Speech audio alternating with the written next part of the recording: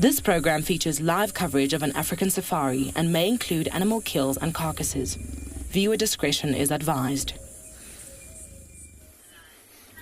Well, it's a perfectly windy, cold, moody afternoon, which makes the conditions just right for our wildebeest herd and impalas to be out in the opens of quarantine.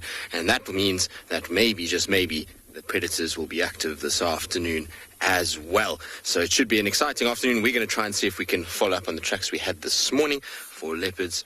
And we look forward to taking you all on your very own live African safari.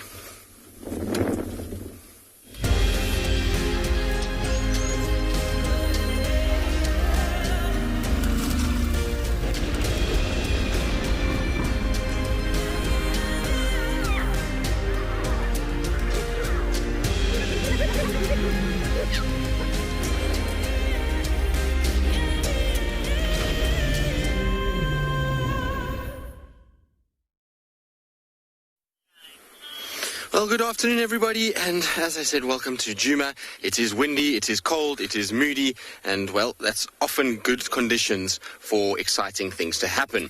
And so we're hoping that this afternoon will be very, very good. As you can see, the wildebeest are out in the open. They're having a bit of a snort and huff and puff at us at this stage, and that's probably just because we kind of around. There's a new baby within the herd, and so the male's just basically shouting at us as if to tell us that all of those wildebeest are his. Now, you'll see some of the younger ones there. The reason I keep coming back to this herd is actually to try and see if any new little babies are around or if any of the females are in the process of giving birth, given that it's that time of the day. Right, for those of you who don't know me, my name is Tristan. And on camera this afternoon, I have got Marcel, and it is always really good to have you all on board.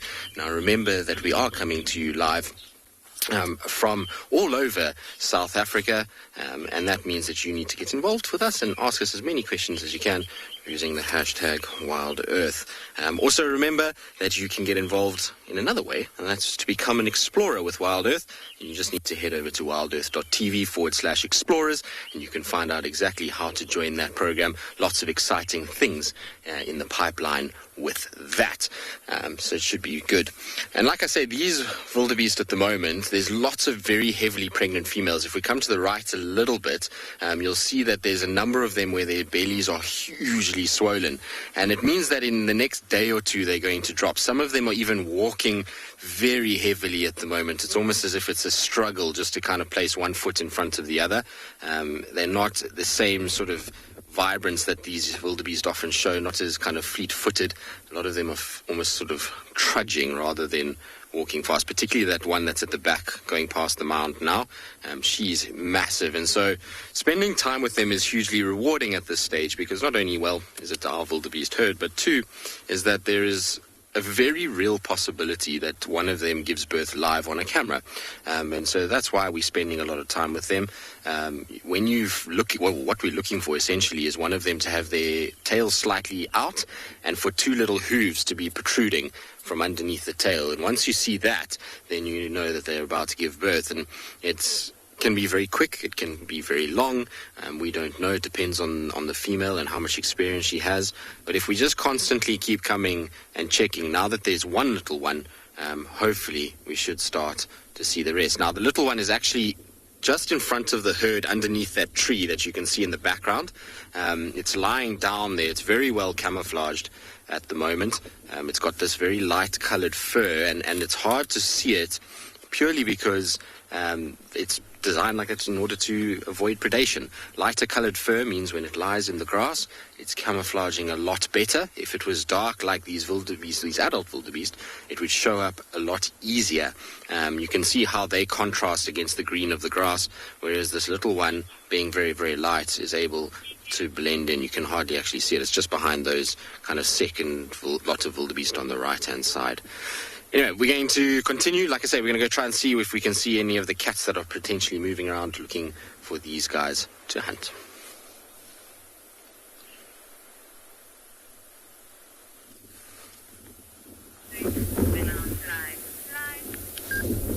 So I'm sitting with the Birmingham Pride here at and beyond Ngala. They have moved a little bit from where they were this morning, and now they're all in one big clump, sleeping on top of each other. They look incredibly nice and relaxed, especially that white female with her leg up in the air. It really is a lion's world here at Anbiandangala today. So my name is Tessa. I'm going to be your guide on safari this afternoon here at Anbiandangala. Behind the camera, we have BK. And we are hoping to sit with this Birmingham Pride for a while longer, and then maybe go down to the riverbed a little bit later and see what we find.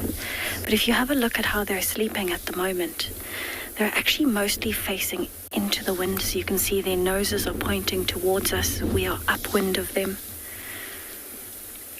And they're doing that so that they can smell as much as they can while they're sleeping and still process it as it's coming.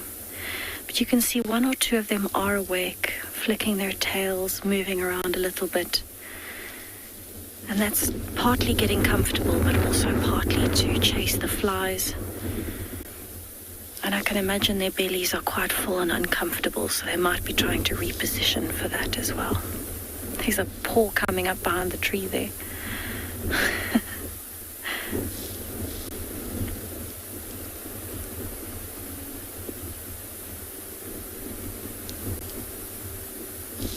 So these lions have been quite lucky today in the sense that it's still overcast. The sun did come out for a little bit earlier, so they repositioned a little bit. But majority of the day they've been here, flat sleeping in the breeze. They haven't had to worry about shade or anything else. So they really are nice and relaxed. It's still only the same 13 from this morning, so the others are still not with them. But I'm sure they're not too far away.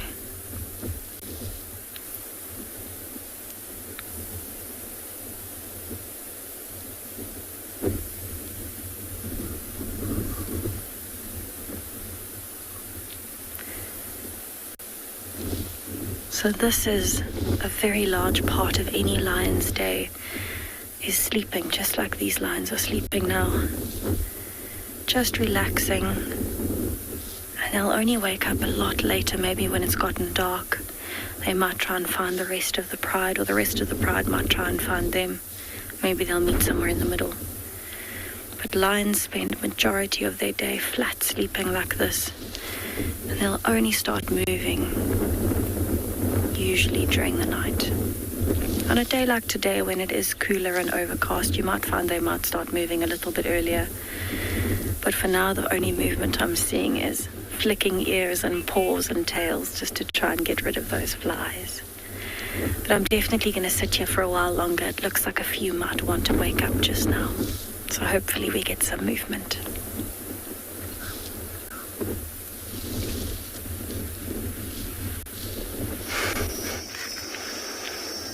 Well, a very warm welcome and afternoon to everybody to a beautiful Tswalu Kalahari. Very warm day. We have 2 degrees. The temperature is increasing day by day. That is by 89 degrees Fahrenheit. But all in all, animals are still moving, which is great. Good afternoon. My name is Kyle. Behind camera is Owen. Welcome and good afternoon. Thanks very much for joining us in our very own live safari here at Tswalu Kalahari. Lovely male giraffe that we've been just enjoying, nibbling around this beautiful camel thorn, enjoying the green foliage.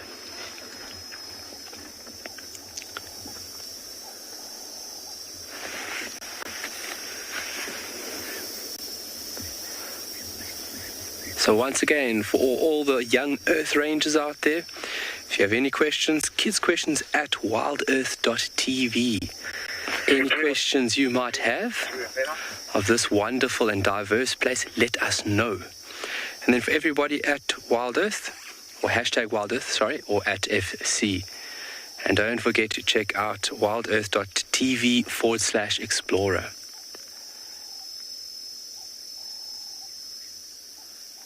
Just totally mesmerized by these animals.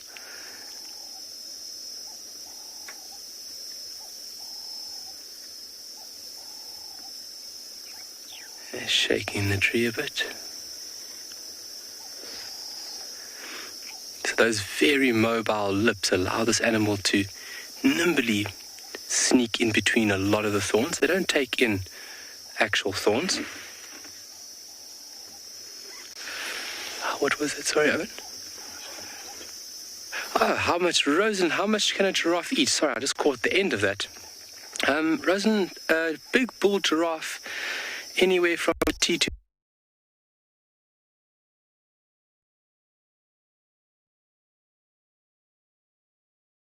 that. They are very select. So lazy. So these sleeping lions are still just flicking their ears, flicking their tails. But every now and then you can actually see it almost looks, there you go, one's turning. It almost looks like they wake up a little bit and stretch. And then they do a roll and it almost gets the other lions waking up as well. There you can see that female woke up because the other one rolled over into her.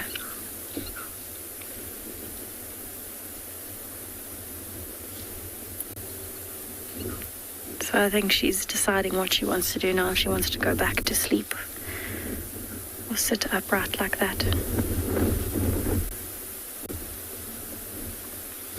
There's one thing that I've always been very happy to appreciate about the Birmingham Pride is how relaxed they are and how they carry on as though we are not even here. And that is exactly what you want with any wildlife experience. You want it to be exactly like it should be. There's one rolling at the back. Look at that belly, stretching the paws. So I'm not actually sure what they ate. We haven't managed to find any remains of a carcass. So we're not sure exactly what it was. But in this area, we know that there's often quite a few impalas and wildebeest and occasionally some zebras, even some buffaloes. I don't think they've eaten a buffalo. They would have been a lot fuller. But they definitely could have eaten something like a wildebeest. They've made a conveyor belt of turning over onto the other side now. So I'm going to sit here with them and see what happens.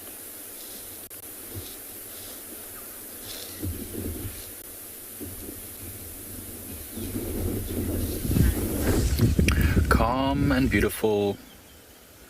The wind is blowing. The temperature is cool. The clouds pass us overhead as these elephant bulls peacefully wait on the dam wall here at Ndlovu Dam for whatever might arrive at the dam, I guess.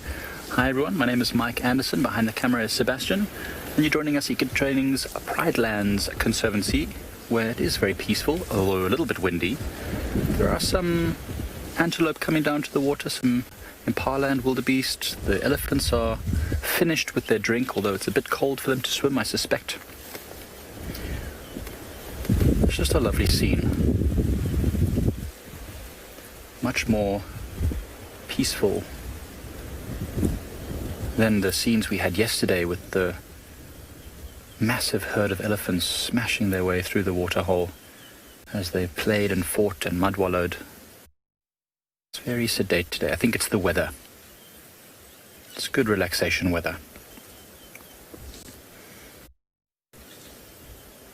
These two impala males wanting to come down to the water to have a drink have to navigate the dry clay at the edge of this waterhole where they could easily, if they're not careful, slip and fall, especially if there's a predator that approaches them and they had to run. So they do have to approach quite carefully. Ever alert.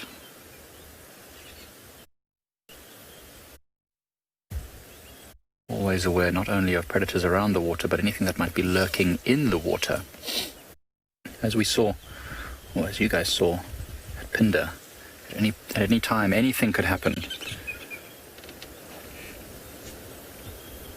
There's a nice elephant bull there about to scratch against that young leadwood tree. I hope it doesn't push it over.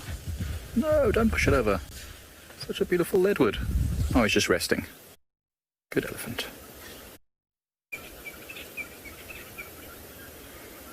Maybe he's just got a bit of a scratch. So I was actually having a very interesting experience with an elephant not long ago, where it was just leaning like this against a tree, not pushing or anything, just leaning. And I wondered what it was doing, and it was very strange behavior. It was resting its forehead against the tree. And I've got a few friends, well, one of them is a vet, and she told me that this is common behavior in dogs to lean their head against things when they have a headache.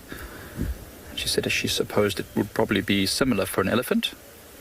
So perhaps when you see an elephant just resting its forehead against something for a period of time, it could be that it's just not feeling so well. It's got a bit of a headache, which could be from a number of things. Lack of water, maybe infection of some sort. Who knows? These two young elephant bulls very playful at the moment. So they took a bit of a time out. They were doing this before, and then they stopped for about 5 minutes. Now they're pushing and shoving each other again. Round 2, I suppose.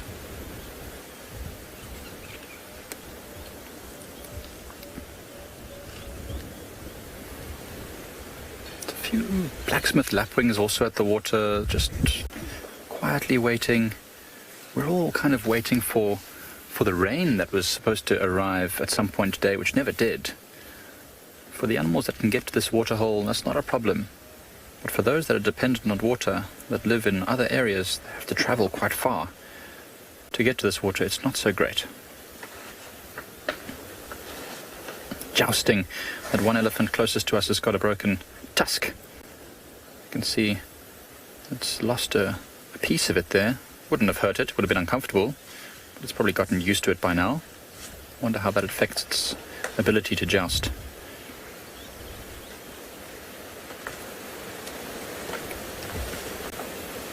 Very quick movements. Wonder how often these fights end up in injury. And after all this fighting and pushing and shoving, I wonder if these elephants will come back to the water. You can see they've been in the water once before already, earlier. Their feet are wet. They didn't swim like they did yesterday. I wonder how our other elephant is having a good old bum scratch on that tree. Oh yeah.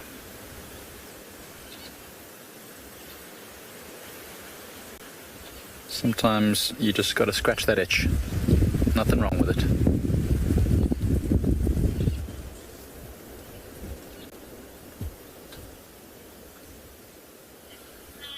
Well, from elephants scratching bums on the tree to Tingy, who, well, is exactly where we thought he would be.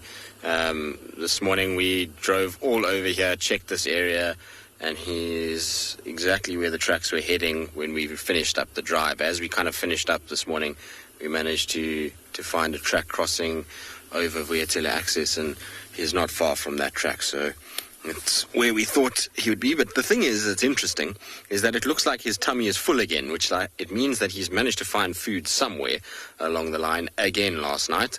And where we are right now is where we had alarm calls and a hyena walking around sniffing all over the place, and we had a track for a female coming out of here this morning, exactly where he is now. So I wonder if maybe a female leopard didn't grab something and he came and robbed it and took it for himself, and has had a bit of a feed during the night and is now going to have another lazy afternoon like he did yesterday. The weather certainly is good bed weather if you've got a full tummy, so I expect that that's going to be the case with him. I don't think we're going to see him moving too much at all. You can see that rhythmical breathing and the fact that his kind of head is down, and he is out for the count for now. Unfortunately, we don't really get much of a better view than this. It's the way that he's lying is not exactly helping the cause.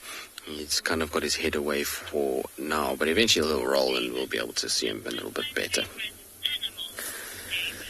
David, you and me both. That's also my favorite animal, which is why it's always an exciting start to our drives when we manage to find them early on. And I'm glad that it is your favorite. There's a lot of things to like about a leopard, and I expect that we are in quite large company when it comes to this or leopards in general being a favorite animal, and Tingy himself is a favorite amongst those that have leopards as their favorites too. So I'm glad that we've managed to kind of get him yesterday twice and then again today. It's always nice when we get to spend a lot of time with him. He's an animal that we've spent a lot of time with before, and there's a lot of history there. And so whenever we kind of can and do get to spend time with him, it's always a treat. He also is an animal that can be elusive at times too. I mean, sometimes Tingana will disappear for 4 or 5 weeks without us seeing him.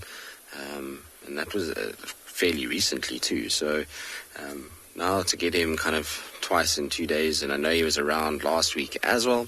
And so it's good that he's back on Djuma, and I hope that we can have a good afternoon with him and that he'll actually do something a little bit later.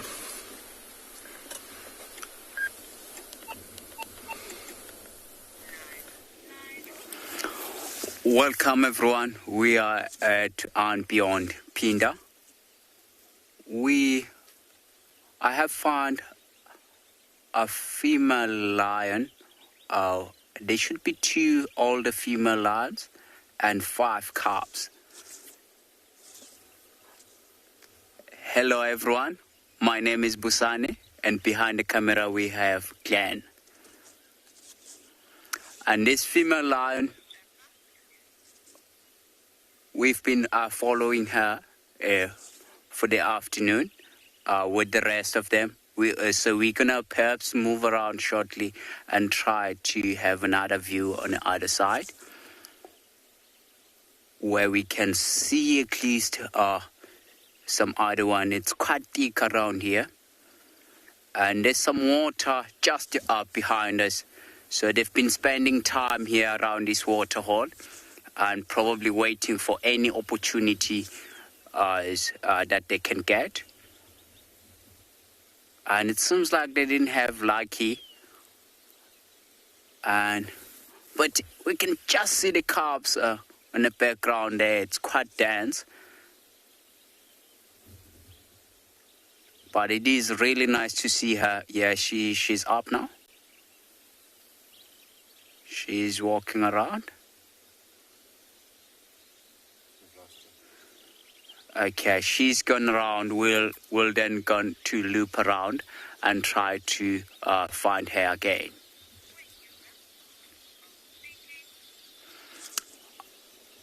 I think we are going to loop around so long and try to keep up with them.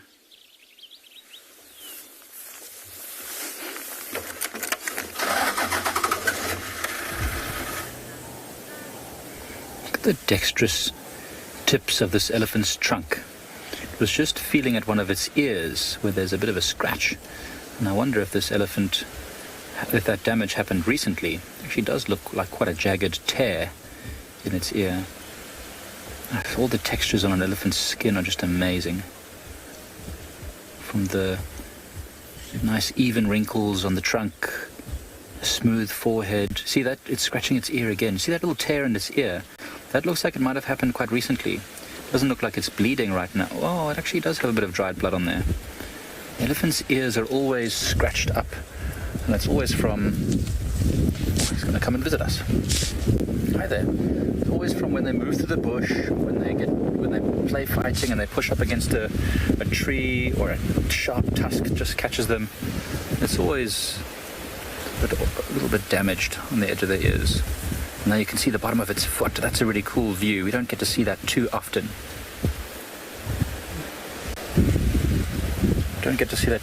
Oh, there's going to be a little bit of jousting.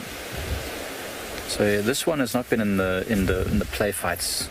Now it's time for him to start getting involved. See with the trunk up like that. I wonder if he's trying to make himself look bigger. We might have to move our vehicle if they start playing too close to us. We certainly don't want to be involved in this. Oh, it's so amazing that they're doing this just next to us. We've been sat here now for 20 minutes, maybe longer. So they certainly know we're here. It looks like they're going to head up the slope away from Ndlovu Dam. Sorry. Hey, little chaps. We are sitting here. Please don't involve us in your little tussle. Thank you very much. My money's on the one with the short tusk, just because he's leading the bigger one away from us. Actually, he is a little bit bigger. They both look just massive when they were next to the vehicle.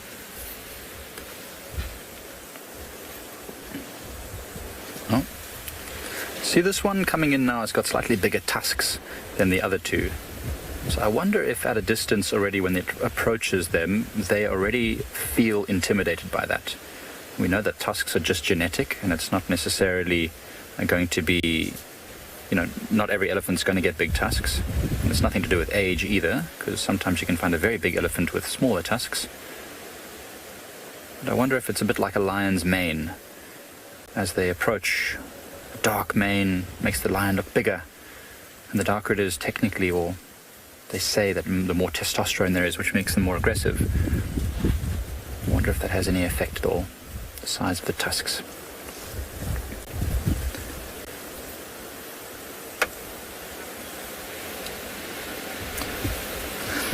Bubble, they certainly can fight. And I mean, an elephant is a massive thing. It's big. It can open its ears to make itself look bigger. It can raise its head to make itself look bigger. But against an elephant with tusks, it will really struggle because it hasn't got a way to block the tusks hurting them. So it will constantly be being poked by these sharp tusks, no matter what it does. So these other elephants can manipulate their head in such a way that they sort of defend themselves. They parry, so to speak, the tusks, and if one of them is getting a tusk in a place which is uncomfortable, they'll turn their head and they'll poke back with the tusk, which will make the other one back away. So it's without the tusks, it won't have that ability to defend itself, which is makes it a bit trickier. But they certainly can fight. I mean, we see lots of female elephants in certain areas which don't have tusks, especially in areas which have suffered a lot of poaching in the past, because of course it's genetic. So if elephants without tusks are not being poached, then they are breeding more, which means there'll be more elephants without tusks later. And so in those areas, you'll find the female elephants will be oftentimes more aggressive when they don't have tusks, because they don't have those weapons to defend themselves. So they will often, be hyper aggressive in order to just keep predators and other elephants away from their youngsters. So these three are just having their Mexican standoff up there, and they're going to keep moving away from the waterhole. We might try and reposition ourselves just to watch them a bit more, because it's quite interesting the way they're facing off against each other. So we'll try and see what we can do.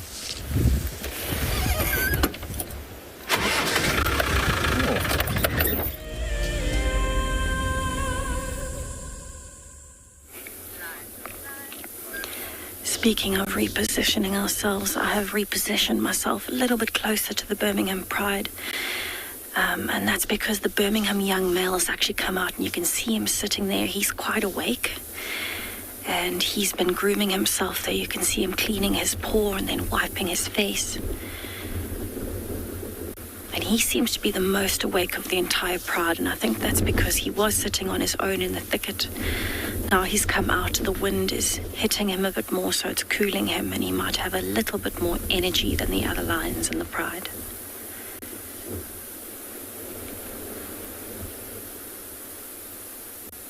As he's licking his paw there, you can actually see the size of those paws. They are massive. And look how meticulously he's grooming around those toe pads. That is actually the paw that was injured recently. And he's cleaning very meticulously around those claws, especially because those front paws are one of the most lethal weapons a lion has. Being able to smack something and pull out those claws and hold it down is going to be a massive part of his survival, especially as a young male. He needs to be able to hold on and have that strength. So whenever a lion grooms its paws like he is, they really do pay close attention to every little aspect of that paw, making sure each claw is clean, intact, and ready for action. So we're going to sit here and see. Maybe he'll move closer to the lionesses just now, or flop over to sleep.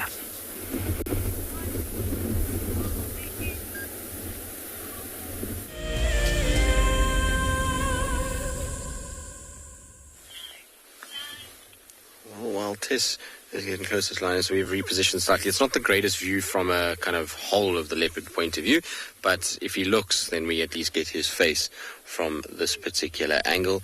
Like I say, he's tucked himself in a bit of a tricky spot, but at least we have a view of his face. And like I say, he's got the most beautiful eyes and kind of look about him that when you can get him to actually kind of turn and look in your direction, it's always worth the gamble.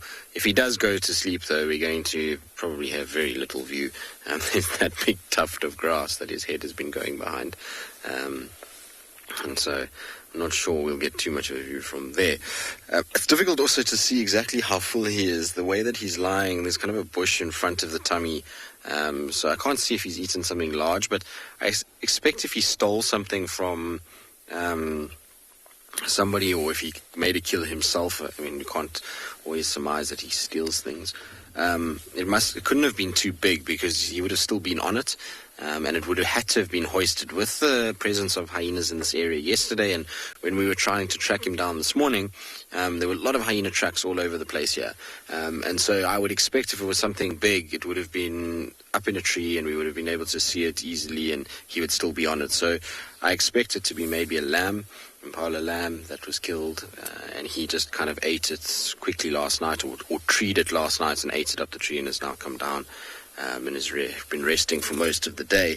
It would explain why we didn't find him this morning, because, like I say, his tracks walked into where he is now, and then he just kind of disappeared. But yeah, you go within 10 meters of these cats at the moment and you can drive right past them.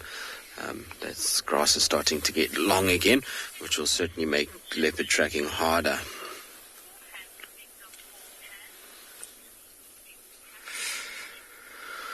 Leopard lover, you're asking about bigger paw pads between the cats. So, I mean, obviously lions are way ahead in terms of size. So their paws are huge in comparison to anybody else's, and can really not be mistaken with anything. You might get a large male leopard and a very young lioness that could potentially be a little bit tricky on hard substrate where you can't see nicely.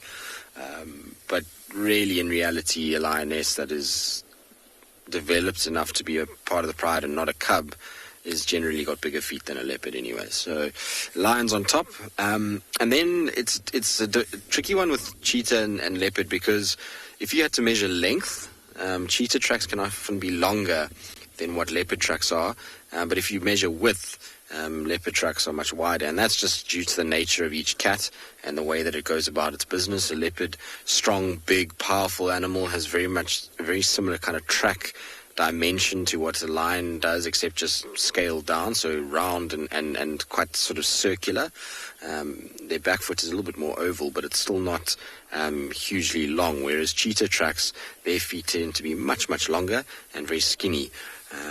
So yeah, it's difficult to kind of assess size with them. Like I say, if you're going by width, then a leopard track is wider. If you're going by length, cheetah track can be longer. But yeah, and then jaguars, would, if you had to start adding in the big cats from other parts of the world, tigers would be on top then, on even bigger than male lions. I mean, some tiger tracks that I saw when I was in India that were monstrous, even compared to our male lions here. Those big male tigers produce a huge footprint. And then so it would be tigers, lion, and then you'd have jaguar. And then from jaguar, you'd come down to leopard and cheetah, kind of, like I say, depending on what you're measuring for. There we go. That's what we were hoping for, that he would turn this way. But jaguars, funny enough, the big male jaguars, their tracks will be... I've seen a lot of photographs of their tracks, and I had a friend that worked in Brazil that was tracking jaguars for a while, and he used to send me photos with basically a multi-tool that we all use out here, and it's really great from a scale point of view, because you can use the same thing and you can really get a sense of how big the track is. And most of those tracks were very similar to an adult lioness on a jaguar, so it gives you an idea that their paws are a little bit bigger. But that would be the kind of ranking of the big cats in terms of the size of their feet. Oh, Tinky, are you sleepy? That belly is definitely fuller than it was even yesterday afternoon, so what he's eaten or where he's found it, I'm not sure, but hopefully there's some left and he maybe takes us to wherever it is, and we'll see him kind of feeding or up a tree a little bit later.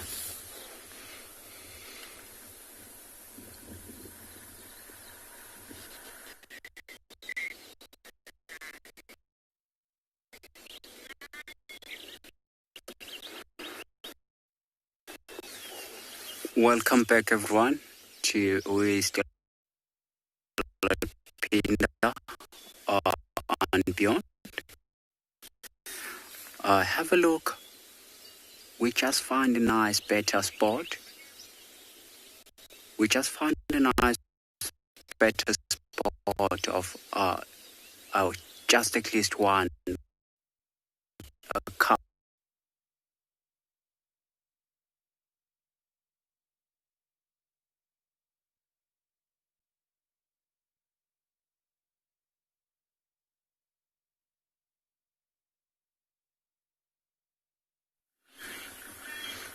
Now, unfortunately, as the way things go in the African bush, sometimes there's a little bit of tech difficulties that we get. So you're back with us. And Sleepy Tingani, you can see, he just opened his eye very briefly, and that was because a vehicle just joined us, and so he just kind of opened his eye to see what was going on. He's not even actually looked at them because they're behind him, where we were a little bit earlier. But he's at least a little bit awake. And you see how that ear is working? You see how the ear turns whenever it hears something. So even when these cats are asleep, they're still fully aware of what's around them, and they have to be, particularly in conditions like we've got this afternoon. This blustery, windy weather means that there's a lot going on around them. There's a lot of noise. We also have overcast conditions, which means that cats will walk around, or hyenas, which is also a potential threat for him. And so he has to constantly be aware that there could be a potential danger lurking, as well as the fact that there could be potential prey animals. So even though he's sleeping, his sensory organs need to still tell him a lot of information in order to survive, particularly because it's a solitary creature. If it was an individual that had multiple members, like impalas, then it's easier for them to be a lot more kind of laid back in their rest period, because there's so many others that are looking out for what's going on. But he doesn't have that luxury, and so he's got to have those ears constantly moving, constantly listening, constantly trying to pick up any sort of sound in order to keep himself safe and to try and provide himself with food. But what you can see, unlike yesterday when we had the rain, you can see today his ears flicking heavily. So because yesterday we had a bit of rain that was kind of falling in the afternoon, and we had a much heavier wind than what we've got now, there was very few flies around. Whereas this afternoon, the way that he's lying and the fact that the wind is not blowing too badly, and no rain is falling, it's much easier for him to, well, not much easier for him, but much easier for the flies to find him, and therefore irritate his ears heavily.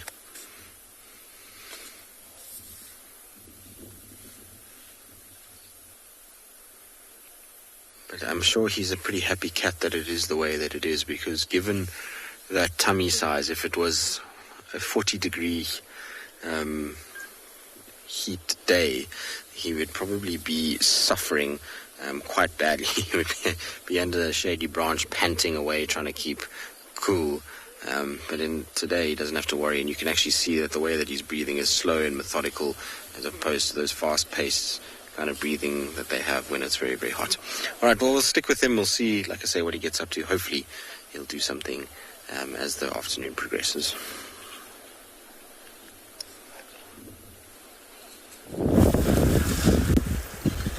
So as you can see, the elephants have taken the plunge.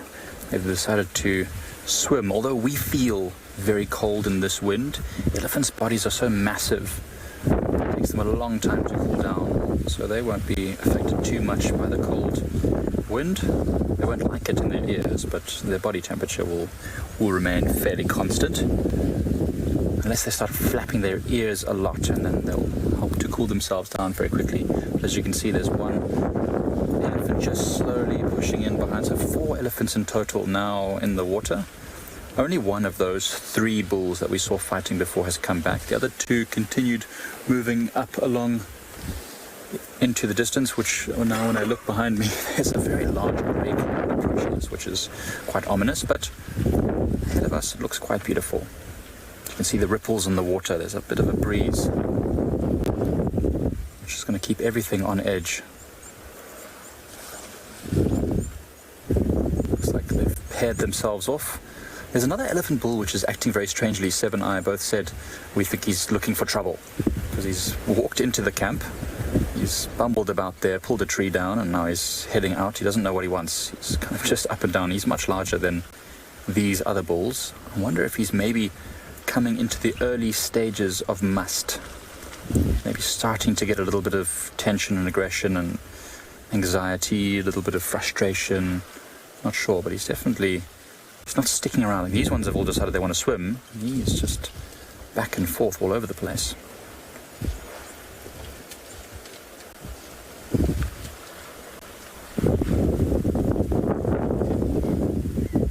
It's so peaceful just to watch them. It's getting right underneath that one. That must be so nice. Imagine walking around 4,000 kilograms all day long. It'd be horrible. Nice to be in the water. Chris, that is something that we have to show our students frequently because we also train our students to become trails guides.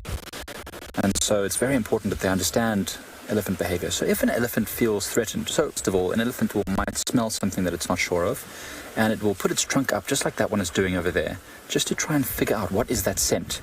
They'll do like what the other one is doing, holding its ears open, listening, probably with its head up, trying to determine what it is. And then if it feels like it's a threat, what it might do is rush forward quickly with a few short, quick steps, and then swing its trunk outwards or its feet in order to try and chase whatever it is away. Now, if at that point the animal stands its ground and doesn't move, which is what we should be doing, should we find ourselves in a situation that was a surprise to us, then we stand our ground, and the elephant should then, at that point, move off, realizing that we're not going to be intimidated. If we start to run, that's when an elephant might try to push its advantage and start chasing after whatever it is that is running away from it, which is not what we want at all. Now, it's always pertinent to check an elephant before you approach it, because if it's in must, you might see some glands secreting from the side of its head, you might see a lot of urine dribbling between its back legs. If the elephant is in must, it may not move away like what they would normally do. It may actually try to keep pressing its advantage regardless of whether you stand your ground or not. So the ideal situation, Chris, is to avoid a conflict with that elephant if you can. It's not always possible. Sometimes things are out of our control. Try and always keep all the favor. So keep yourself concealed and quiet, and then you should be fine. But elephants are quite visual. They display quite prominently when they're not happy. This elephant looks like it's very happy right now, playing with its friend. Man, I wish I was editing.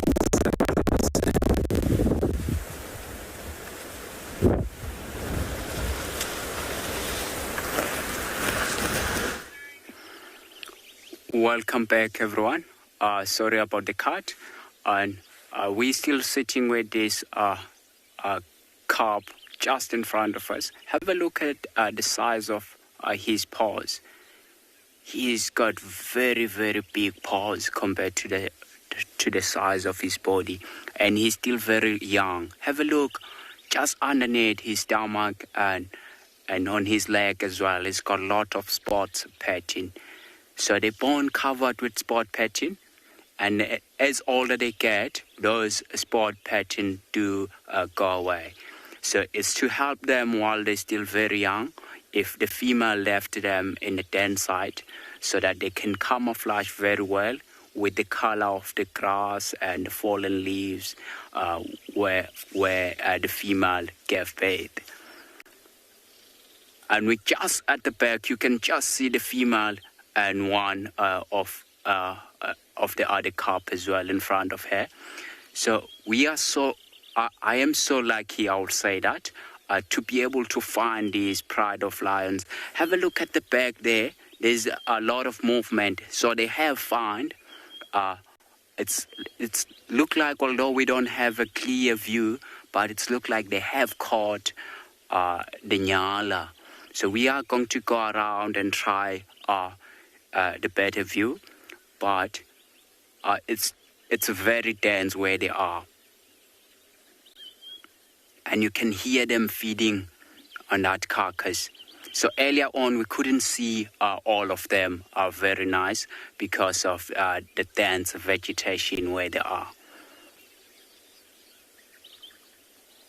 So in total, there's 2 older females and 5 lately baby calves. So the calves are about now, I think they're about 9 to 10 months. And they're quite big already. It's really amazing. Have a look at that one. It's putting its head against mom. And have a look, mom, how she's panting really heavily after eating that inyala. Lisa, the name of this pride, it's mountain pride. We call them mountain pride. It's because where they spend a lot of time, they spend a lot of time up in the mountains, and sometimes they do come down into where they are now. So have a look around where they are. It's quite rocky. We are on the side of the mountain. That is why we call them mountain pride. Oh, you see that it want to like pounce the other calf. Look at that. That's really amazing. That's really amazing to see. Wow. And mom, she had her head up to check. Actually, that was not he, that was she. The calf that was lying right next to us. So in these, the calves, there are 2 young males and 2 young males and 3 females.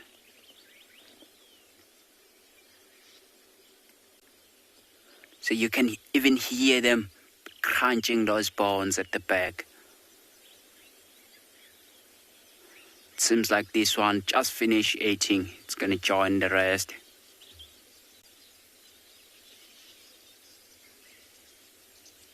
Wow. And have a look at the one that's sitting up as well. I think it's a she. She's panting very heavily as well after eating. It's almost the same thing as us after the Christmas Eve. You'll eat a lot and you don't know how to do with your stomach. Look at it. Look on her front paws. She's covered with blood. Do you see that reddish color on her coat? Oh, she's gonna clean herself. Wow, they're so cute.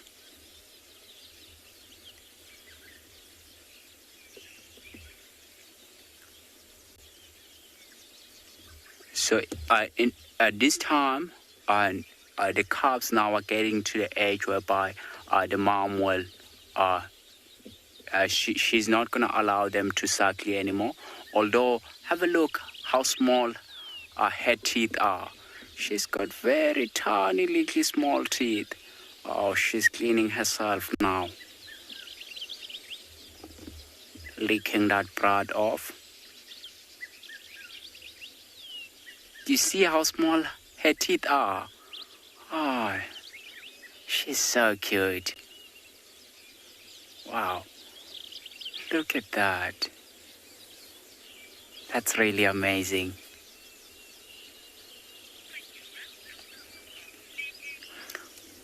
I think we're gonna spend some time with. I'm gonna spend some time with these lions. I'm not gonna move anywhere. I do want to see. Do want to catch them or see them while they're busy feeding.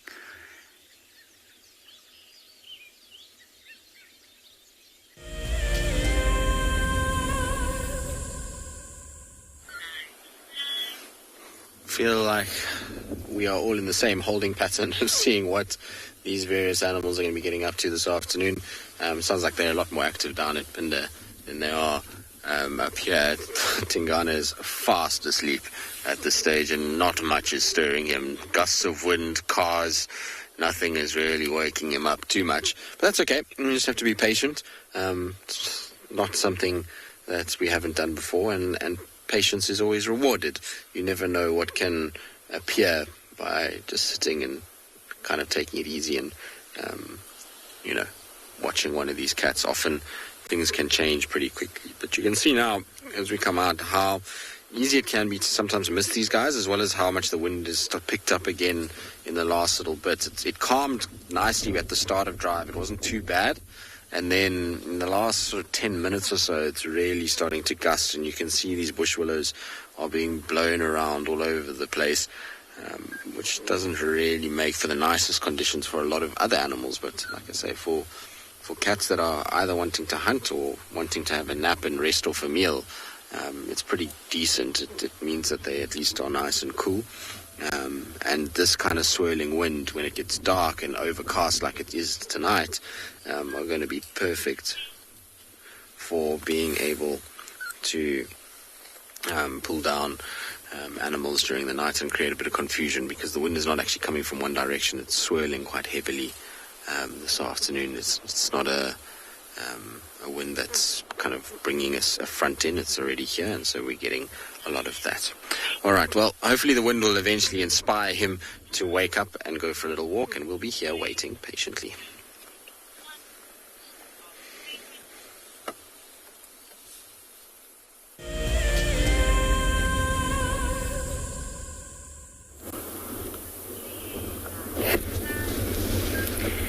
So I'm sitting with the Birmingham Pride, and this lioness heard something, and so she picked up her head just now. And now she's just starting to drift back to sleep. But it is incredibly windy, so I think they're struggling to hear anything downwind of them today, and that's why she sat so bolt upright, because it is much harder for them to hear things coming from downwind today.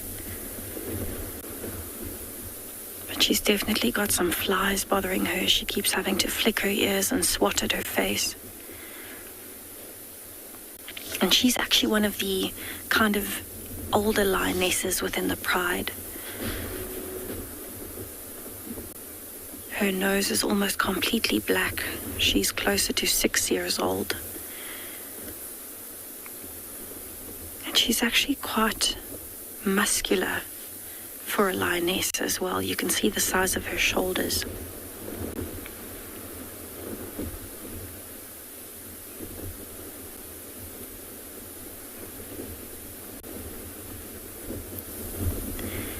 So, like the young male was grooming earlier, she's now also turned her attention to cleaning her paws, which is one of the most important areas to keep clean as a lion.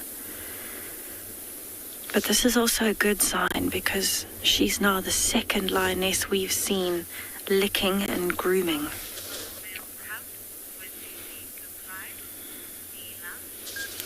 Neela, the males, when they leave the pride, are usually between 2 to 2.5 years old. I would say closer to 2.5, sometimes 3.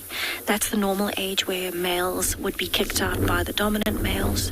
But it's a bit unusual, because in this pride, we don't know how it's going to work. There are quite a few young males together, so it's very likely that they would actually leave together when it starts getting a bit uneasy.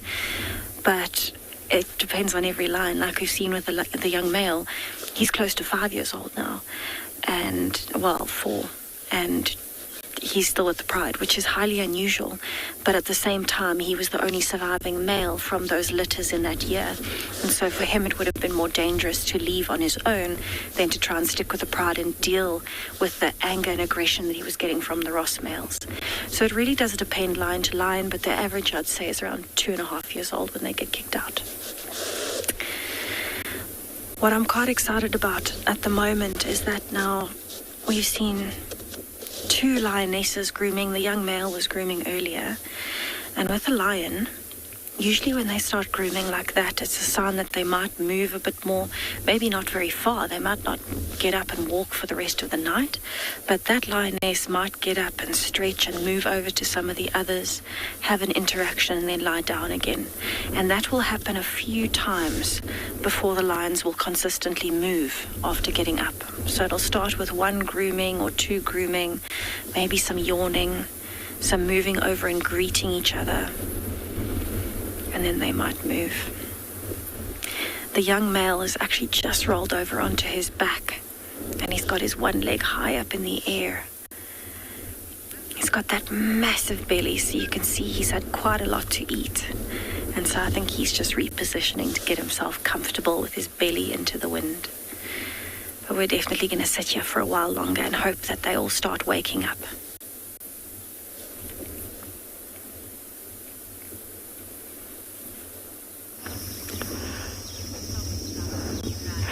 I hope everybody's ready. Here comes our Olympic swimmer. It is Timothy. Very nice to see a leopard tortoise moving in the water, obviously cooling itself down. It's the only species in southern Africa that can actually swim, which is remarkable. It looks like it's wading deeper and deeper. Or maybe he's just testing out his differential lock and 4x4 mechanics in the nice muddy substratum.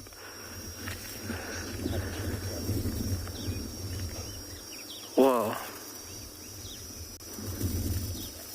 It's quite a big leopard tortoise. This is a leopard tortoise, the largest species that we have in Tswalu as well as South Africa.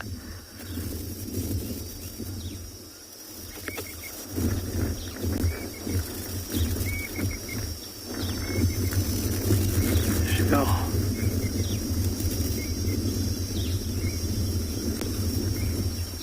Must feel really nice now. Baking in the sun and then just going for a little dip.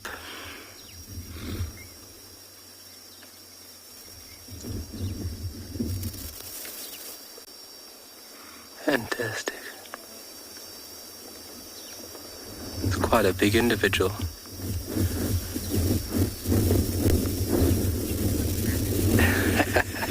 Vicky Speedy Gonzalez. This is a quick moving individual. We might be in for a little surprise here. I think it might actually swim across this little inlet. This is the little section that's drifting away from us, making this little channel. I don't see him walking all the way around. Hopefully he swims across for us. Excuse me.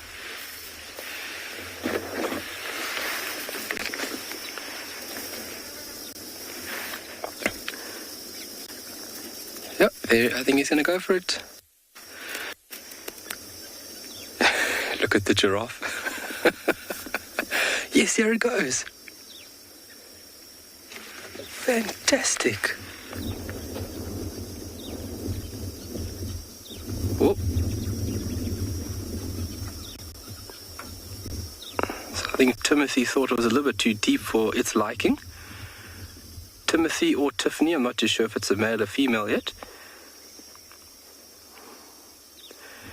But it definitely pulled up the handbrake and made a 180 there to get back to an area where its feet are touching the ground. But what a remarkable sighting, a tortoise moving through this pan. How lovely.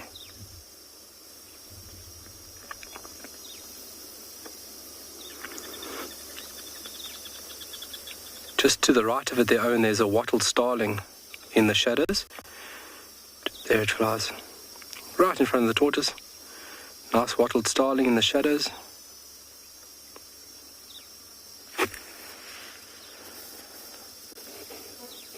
Great.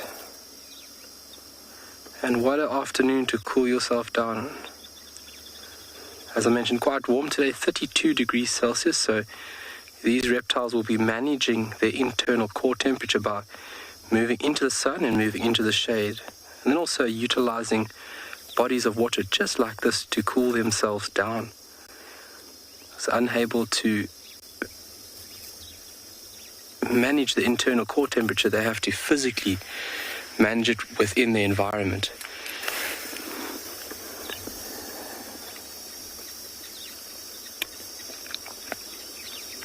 And it's off. It looks like it has a fairly flat belly. So this would be a Tiffany. So the belly, if you look at the gap between the ground and the belly, flat bellies will be females, and then concaved bellies will be males. Very easy way on how to ID male and female in tortoises. Wow, lovely. Oh, what a treat that was. Huh. So maybe take a look at all those giraffe there, Owen.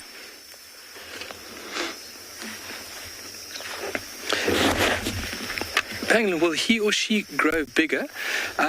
Depending, this individual, that will get a little bit bigger, not much bigger. If you think about an organism in the western sections, the drier, more harsher regions of continents even, individuals in dry and harsher areas tend to grow a little bit smaller in terms of body mass.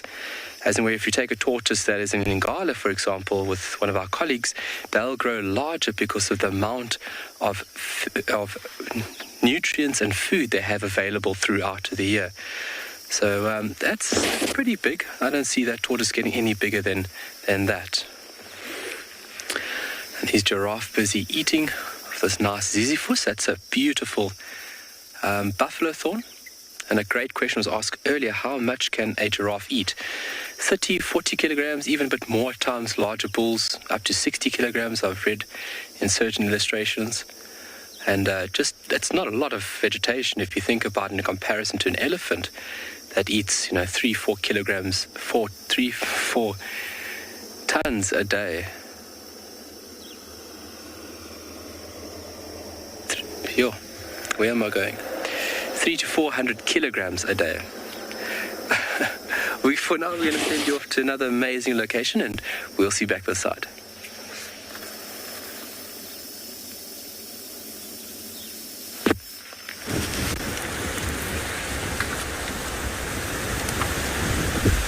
Elephants still playing. We've lost one of the members. It's decided that it's getting a bit cold and windy and has decided to head off, but the rest It was really interesting just now.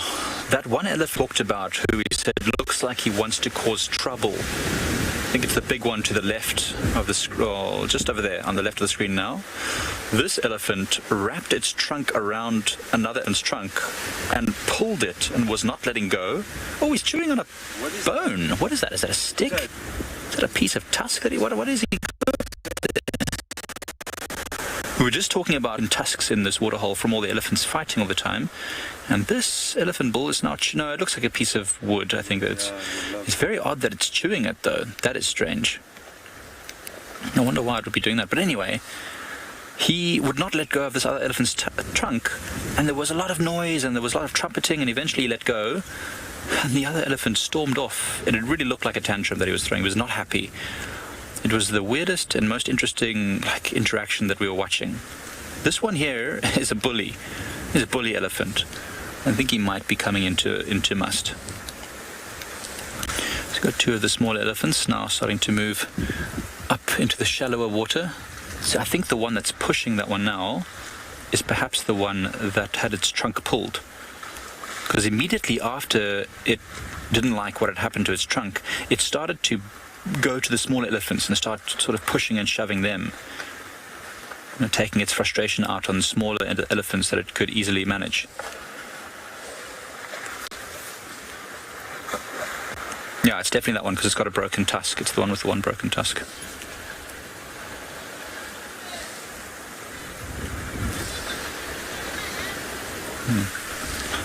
Very interesting to watch.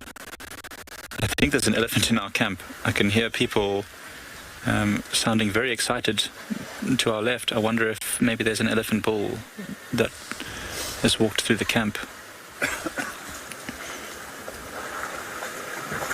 Now all the students have gone out on their activities.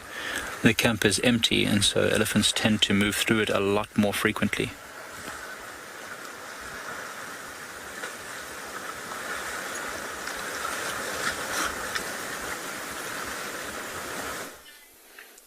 Elephants going through camps, and we have it often that Tingana walks through our camp. He's a leopard that often bypasses through and has done many occasions, as do many of the other leopards in the area. And actually, he's not that far today from the sort of, I suppose he's on the western side of Djuma, not really the central, but I expect him to move from here more kind of into Djuma and probably up towards Buffelshoek. I'm surprised at how little he's moved since yesterday. It could be due to the fact that we had that big storm last night. That meant that he just hunkered down and didn't do too much, but in total, the distance that he's walked since we left him last night, which would be, how many hours are we talking? A lot. It's probably a good 21 hours or so since we left him. He's probably covered less than a kilometer, which is not a long way for male leopards. I mean, I've seen Tingana some days cover over 30 in a night. So for him, it was a very small walk, and that's part of the reason why initially I thought that he had maybe eaten. And like I say, looking at his tummy now, it certainly looks as though there's something in there. And I'm really happy about it because obviously Tingana, as he ages, you start to always worry that when is the day is going to come that he starts to lose condition, he starts to kind of wane down as a male leopard, and much like what we saw with Mvula, which was a male before him, that he just got skinnier and skinnier and skinnier and harder for him to hunt. And so you always worry that that's going to be the case, particularly as you go into the summer months. While there is a plethora of animals in the terms of lambs at the moment, as the grass begins to grow, it gets thicker, which means that the lambs are easier to hide. Those lambs are also getting very nutritious milk from their moms, and so they grow quite fast, and the adult impalas, or prey animals, are feeding well, and so are therefore often a lot healthier than they would be in the winter months. In the winter, their body condition deteriorates due to lack of nutrients. And you find a lot of the time older cats really do struggle in the summer periods, whereas he's doing really well, which is exciting. So I'm hoping that he'll continue to go this way all the way through the summer and for many years. Leopard lover, craziest leopard sighting. I suppose it depends on what people would define as crazy. I've got so many leopard highlights that I've had in my time, which is very, very fortunate. I kind of often have to sort of pinch myself to sort of realize how many cats I've seen and how many amazing sightings I've had. But I think for me, the really special ones that stand out would be the sighting that I had of Karula with Induna, Mishu, Shivinzi, Shivambalana, and Jordan. They were all together at one point. So that was pretty crazy. That was just on Arathusa. And then, Tundi's cubs, seeing them for the first time, those tiny, tiny, tiny little ones at the end of last year, that was very special. Leopard playing with a pangolin, that's been pretty crazy. All kinds. I've had leopards fighting, leopards hunting. So, there's a lot, and each one has a different place, and some are crazy because they are kind of once-in-a-lifetime opportunities. So like that Tundi cub sighting where, to see 12-hour-old leopard cubs, there's very, very few times in your life that you're going to be able to be lucky enough to find something like that in that time span. And then obviously having that number of leopards, like I was describing with the Karula sighting, in one place is also incredibly rare. So things have different meanings for different reasons. It's a question we get a lot with what's your favorite sighting, and it's a hard question to answer. As you go through the years, you develop a whole bunch of different sightings that all have different emotions and mean different things, and are favorites for varying reasons. So it's hard to pin down one crazy leopard sighting that I've had.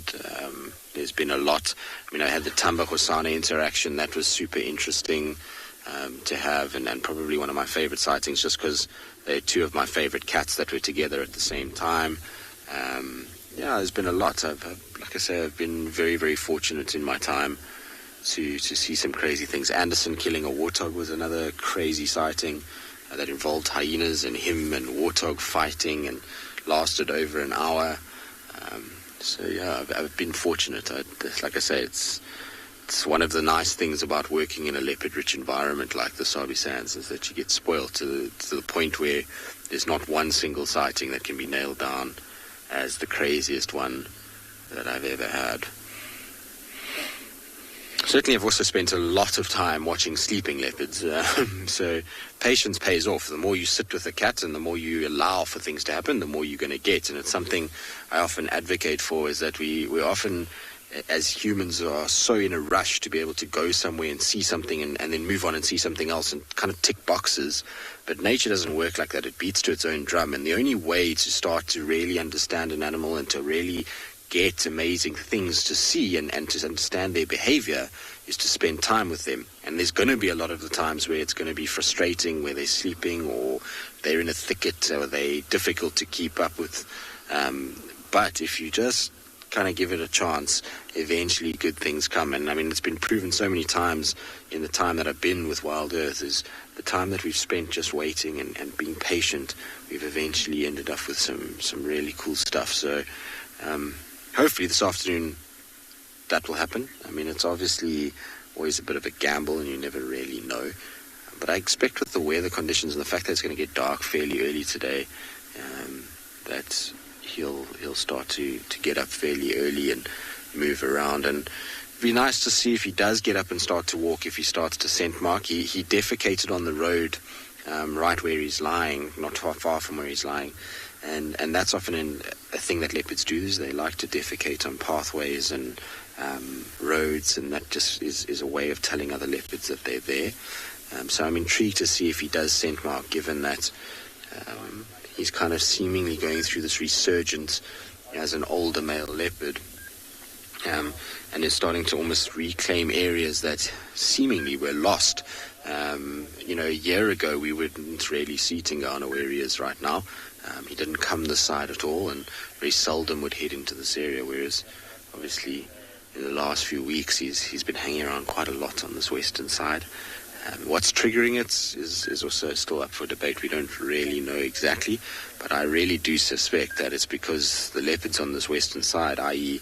Mulawati and Hokomori and Motsweri, are all having their own little battles that they're fighting in different parts, and that's keeping them preoccupied and not spending as much time in this northwestern part of Djuma, which is allowing Tingana to have kind of free roam of the place of late.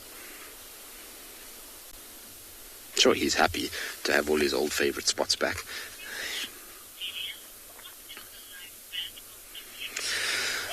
So, Delia, it's obviously can be area dependent, but generally if we average out over everywhere that there is, you'll find that male leopards have a shorter lifespan than female leopards. So a male leopard is typically going to live to about 12 years old, 12 to 14.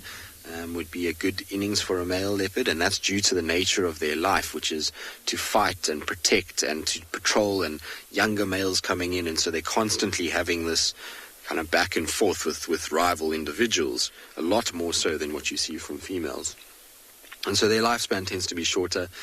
Because of that, they go through the mill a little bit more than what a female does. And then in female leopards, you're generally looking at around 14 years for them. But there are individuals that survive beyond that. So the oldest leopard I've personally seen at the age where she died was Safari, so she was over 19 years. Now, when you think in captivity, most leopards will only get to 21, and those are individuals that have veterinary care. Their diet is controlled to maximize the lifespan of their teeth. They're not having to fight for territories. They're not having to hunt for themselves. It really is a different thing altogether. So for a leopardess in the wild to make it to pretty much the age that they can keep them in captivity is a testament to how amazing that is. And then there was another leopard in the Sabi Sands called the Tavangumi female. And she at one point, well, when she died, was just over 20, closer to 21. So, she was old cat.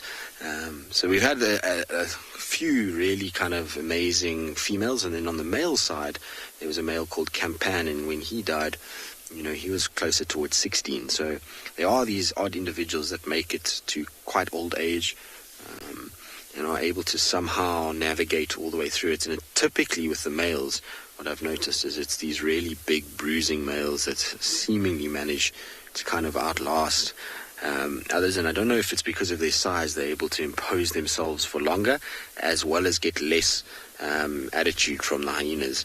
They typically kind of are able to kind of keep those guys at bay. But, it's always a gamble. Any animal at any time, can disappear. We saw that this morning with those cheetah cubs down at and beyond Pinda, is that, life is on a knife edge out here for all of the animals, whether you're a predator or a prey animal. It can all go wrong very, very quickly, and there's been big male leopards in their prime and females in their prime that have made a false mistake and unfortunately have been killed, and some that have kind of made it through. So it's always one of those things where you watch these animals for a long time, but you realize when these incidents happen, like that cheetah sighting this morning, it's just how kind of finely balanced everything is out here and how quickly things can change. Talking about how quickly things are changing, we're going to hopefully wait for him to wake up and move around. Like I said, the light is getting less, and I'm sure that he'll get up at some point.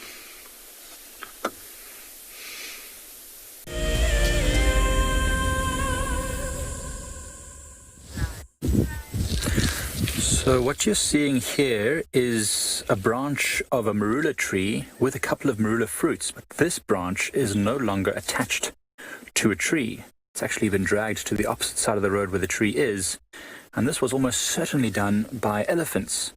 Now, marulas are one of the elephant's most favored foods, especially at this time of year. They don't really eat the leaves so much, but what they're after are the fruits. So you saw some of those fruits, and I've collected a couple of them just over here.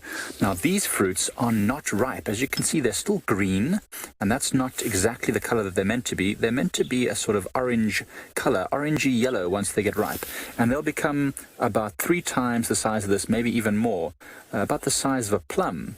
And they're absolutely chocked full of vitamin C. In fact, in this tiny little capsule, there's about 7 times as much vitamin C as what you'd find in a lemon or an orange, let's say. So there's an incredible amount of vitamin C, and so elephants love them. Once they're ripe, they start walking from marula tree to marula tree, plopping these fruits into their mouth, and you can find in their dung piles loads and loads of fruits. And this one I've actually cut open to just show you inside this white flesh. Now, this one is not yet ripe, so the flesh is hard and bitter, and I tasted it just now. It does have a little bit of a marula taste, but it's not nice at all. It's not ripe. And I tell you what, they don't just have incredible fruits to eat from elephants. We can eat them too. Very, very delicious, very good for us. And they make the seed inside there is also full of perfectly good oil to use. Very good in lots of cosmetic products.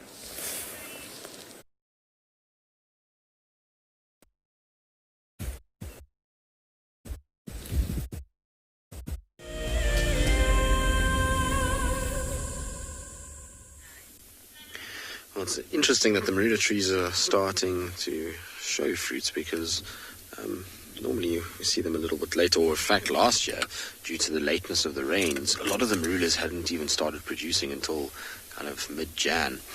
We just started to see these little fruits starting to develop, so I'm surprised there's some already, if that's what I understood from what Mike was doing. And it's going to be interesting to see what happens this year, because with the marulas, I'm hoping that we're going to see some sign of Daryl. Now, a lot of you won't know who Daryl is. Daryl is a elephant.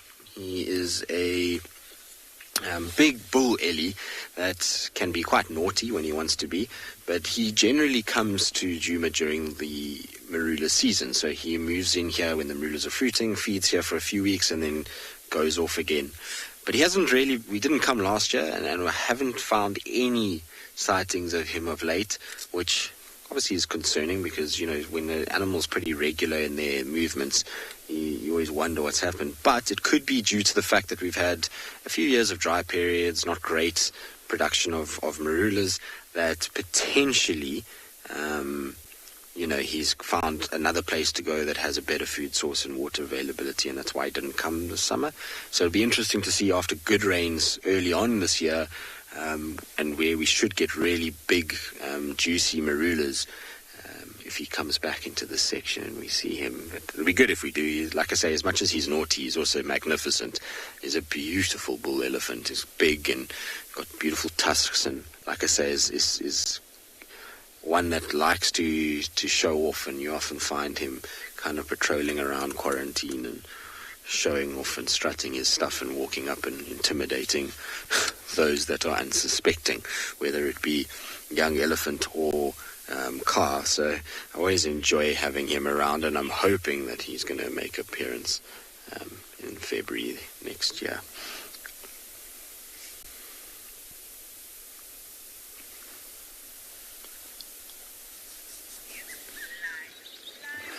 Welcome back, everyone. We have managed to find a nice little bit of a better spot of them feeding, but it seems like it's not going to get much better than what it is right now.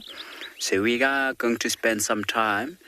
We've been watching them, and it seems like one of the lioness, she's not here, and two cubs, they have moved off into the water that's not far from here.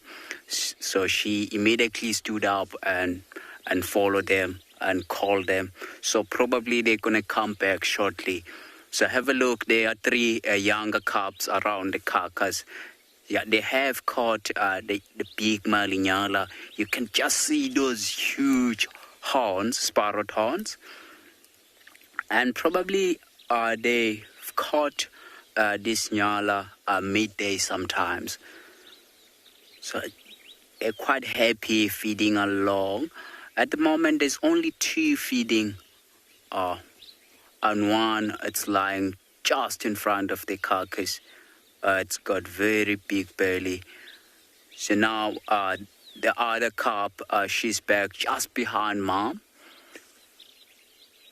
And there's only one cub that's missing with an older female. Have a look how the female, she's resting her paw against the branch there. Wow. There's one cub that's got a lot of energy just behind her. She's busy playing with the branches of the tree. She's definitely got a lot of energy. Wow, that's really amazing. You see her jumping. Here comes another one. So the cubs are all back here. They're so happy. And they don't have anything to be worried about. They've got food and they're quite happy. Look at them playing around. Oh no. That is so cute. That's really amazing. Just to see that. Oh no. So you can see the one that's got his belly up. He's lying on his back. That's a young male. You can just see on the side of his front paws or front leg, he's got a little bit of mud. So that shows you that they've been drinking the water hole. There's a water not too far from here. So he's also got some blood on his front paws as well.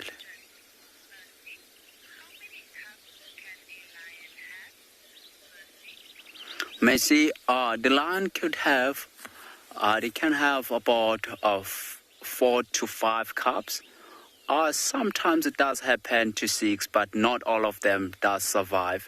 Normally though, only 4 or 3 or less than that will survive, because they're quite vulnerable if they're still very young around the den site, and they are vulnerable to leopard, hyenas, and even pythons. If they come across with the lions, cubs, or at the den site on their own, they will definitely try to kill them. But have a look, they're still playing around. That's amazing to see. I think we're going to spend some time around here. It seems like there's quite a lot of action, and probably the other bigger female will then come back and join them to feed.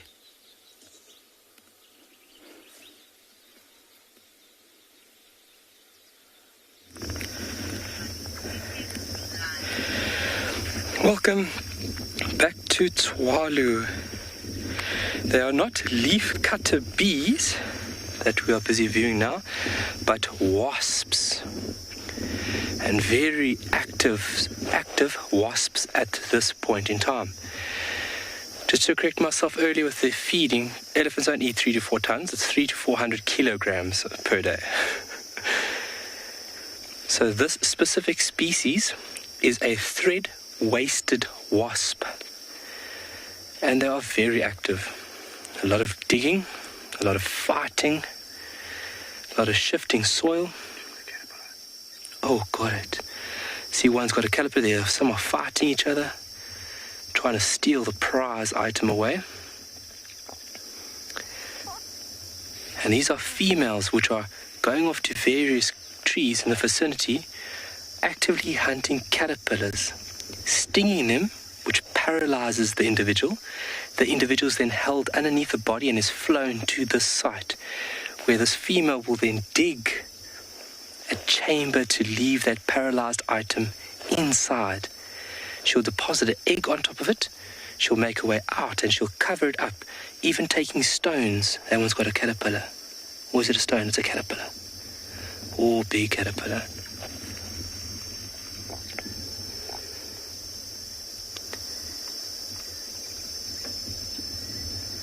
Wow. So this is a single-celled nest that is dug within the soft soil here now. Wow, very fast insects and very, very busy. So that paralyzed item is basically food for the young that will hatch in a couple of weeks or a couple of days, depending on temperature. And that'll be its first meal in order to gather enough energy.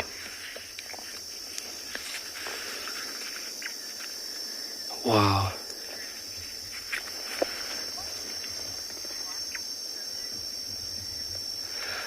Well, Steve, so what they're doing now is paralyzing and providing food for their young. So if you think about the ecological role that these wasps are playing right now, it's basically a regulating factor. So if these wasps weren't actively seeking out and predating, well, it's not really predation in a sense, it's parasite. But yeah, if they weren't predating on these wasps, that means that these caterpillar numbers would reach an extraordinary amount. And that would start applying a lot of pressure onto vegetation. So these caterpillars are playing a very important role by regulating the amount or the population density of caterpillars within a certain area. So if there are too many caterpillars and nothing's eating them or nothing's utilizing them like this over here, that means their numbers are going to affect vegetation within a given area. So it's a balance where, you know, a few will survive, but enough has been taken out that the population is not at a huge degree. Unbelievable behavior to see, guys. You can see if you look very carefully, I know they're very, very quick, but you can see where they get the name thread-waisted wasp, that thin waist-like appearance that it's got between the head and the abdomen. Sure, Owen doing a great job focusing and keeping up with these very busy and very active wasps. Wow. You can see how they fight each other. One female brings in a fresh caterpillar and you can see how they kind of joust to try and grab this prize out of her feet.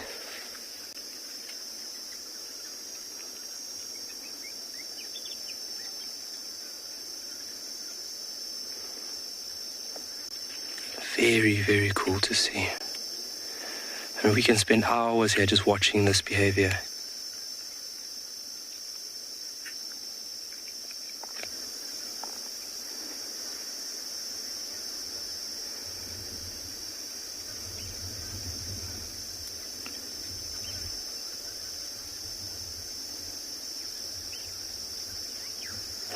So this one would lay an egg with an item. So you'll see a female will fly off multiple times and provision multiple nests. And you can see the soil color is a little bit darker, the spot that Owen is now focusing on. And that's the amount of soil that's been shifted from the excavation of these little nests.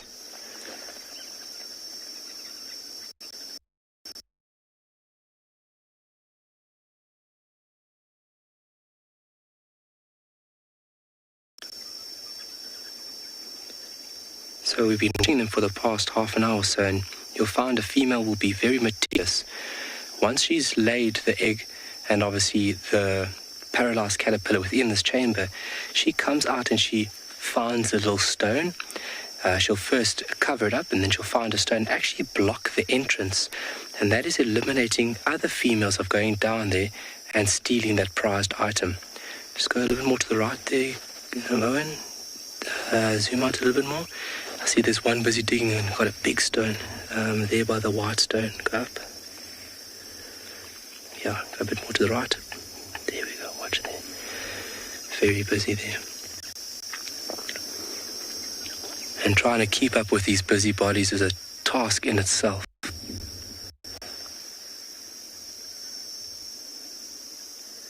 And she's just ensuring that that egg that she's left there with that provisioned food is safe by blocking it up with a nice stone or pebble.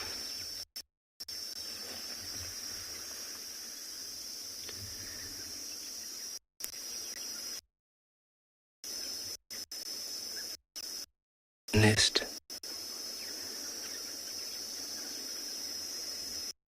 And I mean, at any given point, there must be at least 40, 50 on the ground. If I walk closer to the nest, you see they all lift up on the ground. They basically advance towards me to defend the nest.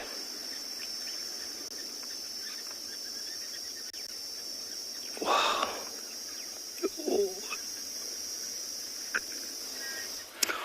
Welcome back, everyone. Are we still sitting with these pride of lions? They're busy. The cubs are still busy feeding on the carcass. Although they got a lot of energy. Look at that one playing around, playing with the carcass. It's holding the horns. Oh, the horns are very sharp. Look at it trying to chew the horn. That's really amazing how much energy they have. And the noises that you can hear at the background, it's coming from one of our lodges. We're not too far away from one of our lodges. We're about, I think, less than even 500 meters away. And to be able to find a pride of lions so close to one of our lodges, it's really nice.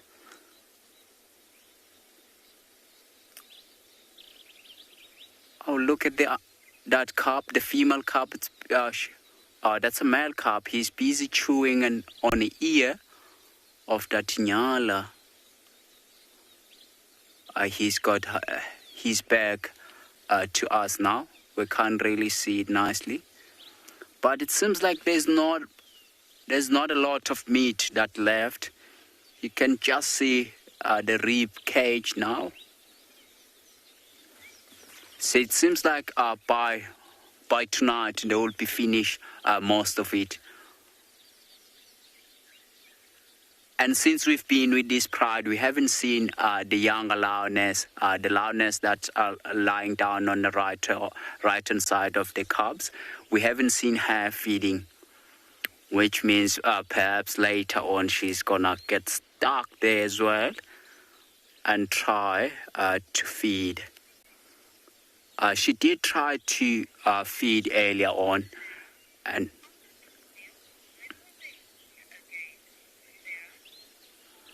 so Sarah, they will eat again they will go for about 4 to 5 days without eating. Then after that, they will look for any opportunity to hunt. But lions are opportunistic hunters.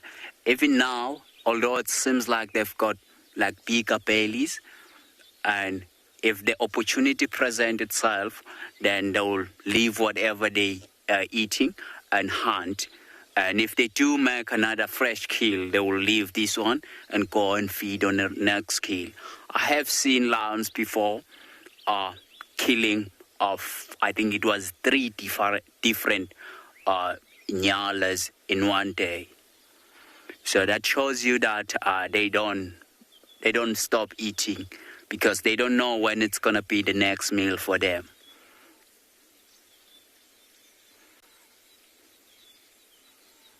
So they're busy feeding. Have a look at the cub that's busy feeding. I think that's a she. She's using her back or the side of her mouth because she's got very sharp teeth on the side of her mouth. They like scissors.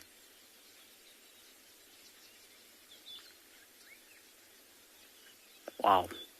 So normally if you find a pride of lions, and they will be growling over the carcass and fighting, there will be a lot of fighting, but it seems like these ones, they have caught something else before they caught this nyala midday. They're not too hungry. That shows you that they are opportunistic hunters. And if they are going to spend some time around this area and there's a water hole close by, and have a look around where they are, it's quite dense. So the nyalas do prefer this kind of vegetation. So if they are going to spend some time here, there will be nyalas even perhaps tomorrow morning. If it does get really hot, that they're going to go and drink water, then it's whereby they will try opportunity to hunt again.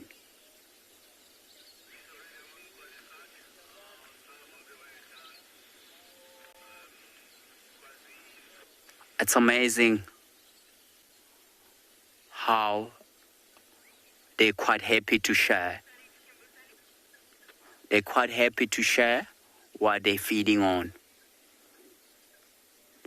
But then if all of them has to come and feed on this carcass, there will be a lot of growling and a lot of fighting over that carcass. Look at that. A young male, he's picking up the head. You can just see the head of a nyala now. You can see that white patch just on the nyala's face. Shame, that horn, it's very sharp. And he's putting that horn on his... Oh no. But he is all right. He wants to get to the nice spot. Perhaps he's busy feeding on the ear of that nyala. It's quite tasty for them. And there's not a lot of meat, but if you had to eat that nyala's ear, it's got a lot of cockroach. So it's like a little bit tougher to eat.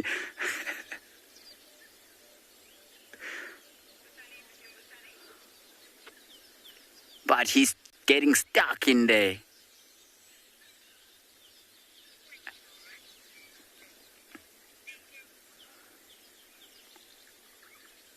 I think we're going to spend some time here and try to see if all of them does come back and feed. Then we'll give a call.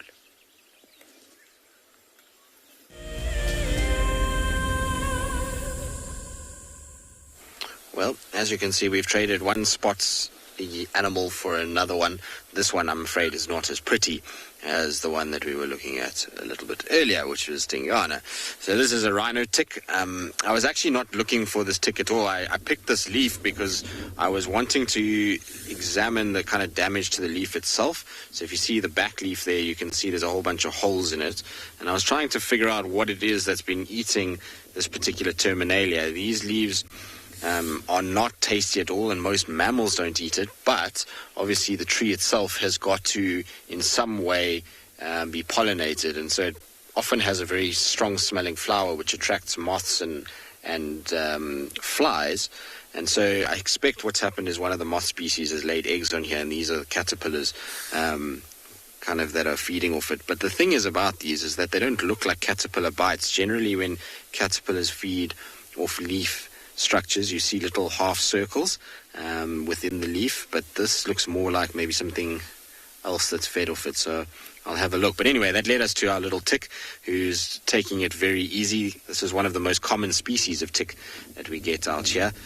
It's one of the ticks that has a 3-stage life cycle. So it starts off as a larvae, then develops into a nymph, and then from a nymph into an adult.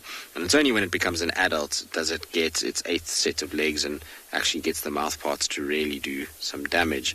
And they get quite large. I mean, you can see with my finger next to it how big this particular tick is. Not the greatest things to have around, but it's part and parcel of life out here. Anyway, we're going to carry on. We'll see what else we can find.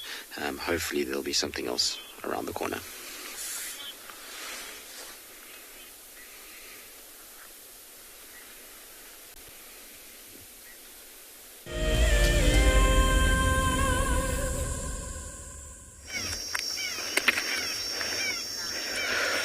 Well, we are still enjoying these wonderful thread-waisted wasps, and still very, very active. They do not stop. And the fighting is actually intensifying between individuals that have buried and individuals that are bringing back almost fresh, paralyzed caterpillars. So this species itself forms part of a very diverse group of solitary wasps, and obviously varying in body size, anywhere between like 1 odd millimeter to about 40 millimeters. That'll be between, about 4 centimeters in length, 40 millimeters.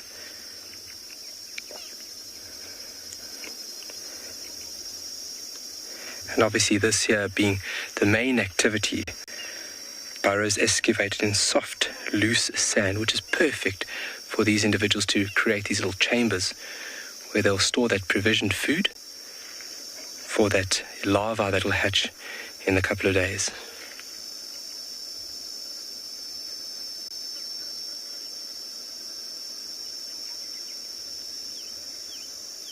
Some of these wasps are even parasitic on other wasps.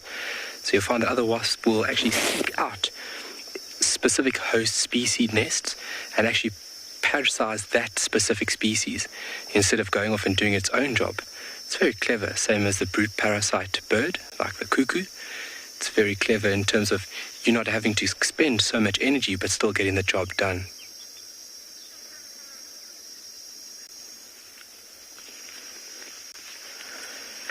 And just linking everything, so we're looking at these wasps, and it's quite remarkable.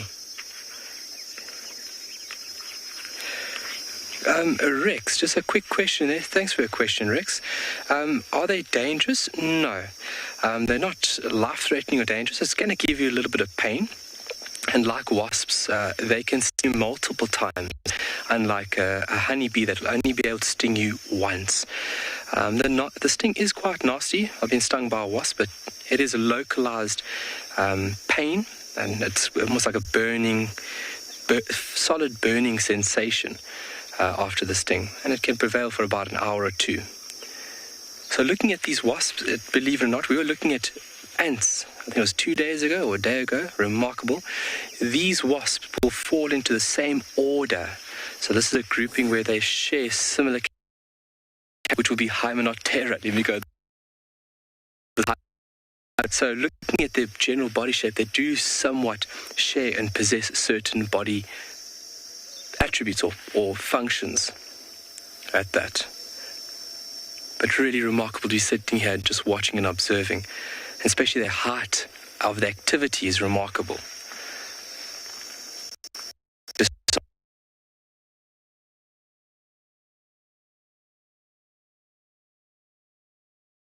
Caterpillars that are around, that is a viable source of food for these individuals. We're going to send you off to another amazing safari location. We'll see you later.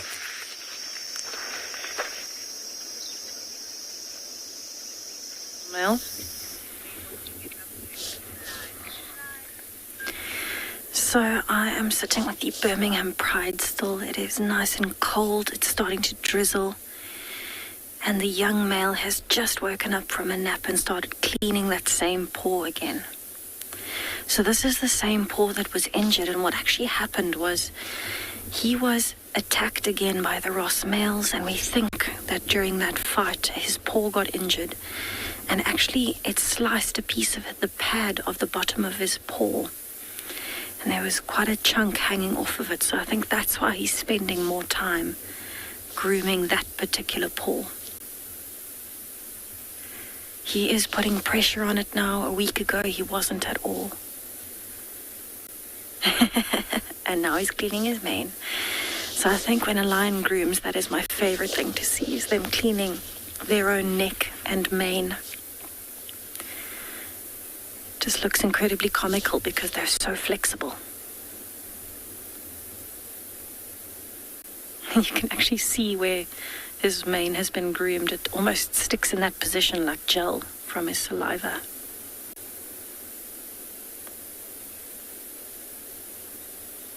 So the rest of the pride is still very sleepy.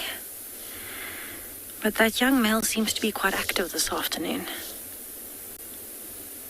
And it could be because in this cooler weather he might be feeling the pain of his paw a bit more, or even feeling the pain of that old injury on his ankle and his hip on his back left side.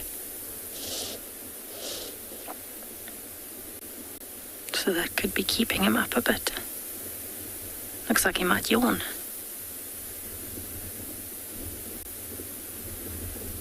Back to grooming. So have a look at those paw pads there where he flexes his paw. You can actually even see his claws there.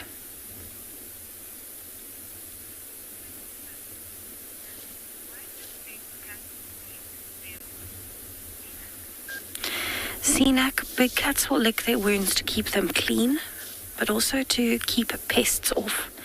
So when any of the big cats have an injury, it's very important for them to clean it, to make sure that there's no dirt and bacteria getting in there, but also to try and make sure that there's no flies or anything that are attracted to that wound, because they would lay eggs. Those eggs turn into maggots, and that can cause quite a bad infection. And so for him, it's very important, especially on that paw that's constantly touching the ground, that he cleans it regularly. You can imagine it's exposed to all sorts of bacteria and germs as he's walking because of all of the other animals. Big yawn. Because of all of the other animals that have walked through. Maybe there might be some leftover urine and feces on the floor. Even old blood, anything like that could cause quite a bad infection on an open wound. It's actually something you might see them doing to each other, is when they allo groom, they might focus on areas that have wounds. And that's just a natural instinct to keep it clean and free of bacteria.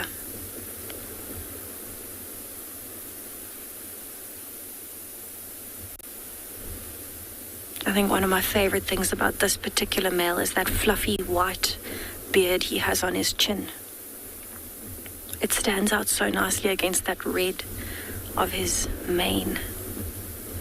I think he heard me say that. He put his head down.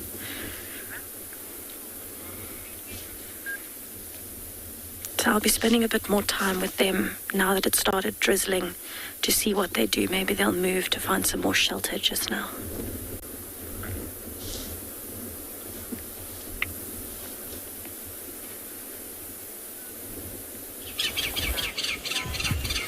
So we are looking at a tiny little impala that's just probably a couple of days old. He's now hidden with his mother, intently watching us, wondering if we're up to no good. Now, there was another few impalas and youngsters nearby. They've all moved off, and I'm not sure why this female has decided to stare us down. She is very beautiful. She's maybe just given birth, because you can see that her belly is still quite big. I don't know, she looks like she's still got a bit of a belly on, which is quite unusual after birth. They usually, once they get rid of the placenta, she's become quite slender. So she might have just rejoined the rest of the group. And you can even see there's a zebra in the background there who's also nearby. There's two, in fact. There's a male and a female, which have been sticking around this area for quite some time. I'm sure they'll like to stay close to these impala, because I think any predators around here would much rather eat an impala, which is an easy meal, especially with all these babies around, than a fully grown zebra, which can kick and is a very powerful prey animal, not often hunted. You can hear something behind us. That is actually the great spotted cuckoo, which I'd like to try and see if we can get a look at in a moment. It's in a bit of an awkward spot, so we'd have to reposition the vehicle, which won't be very easy. There goes the baby, following mum. See, very, very tiny.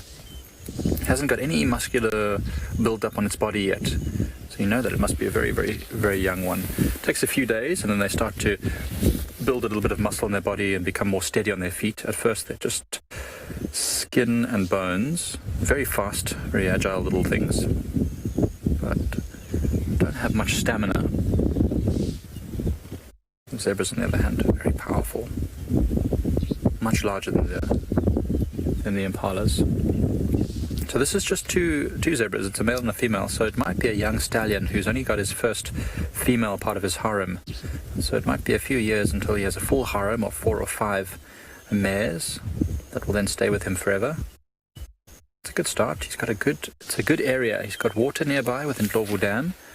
He's got a nice clearing for the grazing, and he's got thickets like this to go and hide in if it gets too windy. And of course plenty of shade as well. I'm sure he'll pick up a few more mares in not too long a time.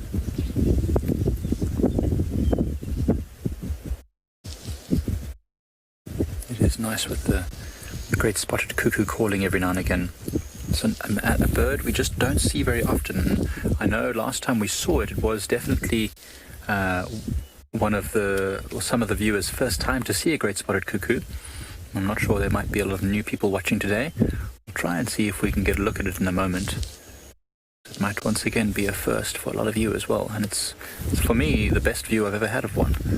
Just loving this area here. It seems to be spending a lot of time in the clearings here at zebra clearings. Well, our antelope have moved off, and so have the zebra, heading to the safety and shelter of the wind. They're saying that there might be a bit of a storm coming in the next hour or two, so they might know something we don't. And they're anticipating it. Animals are often very good at anticipating weather. You'll see them taking shelter or moving to high ground when there are floods expected.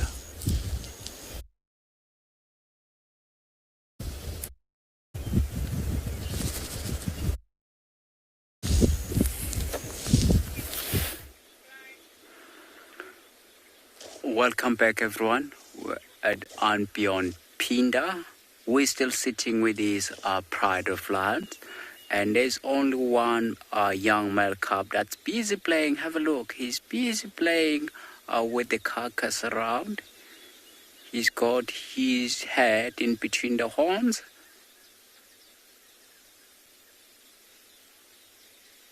He wants to get to the certain part of the meat. Look how he's busy dragging the carcass,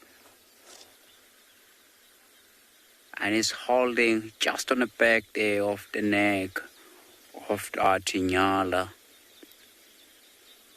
and you can hear him chewing, cutting that skin off.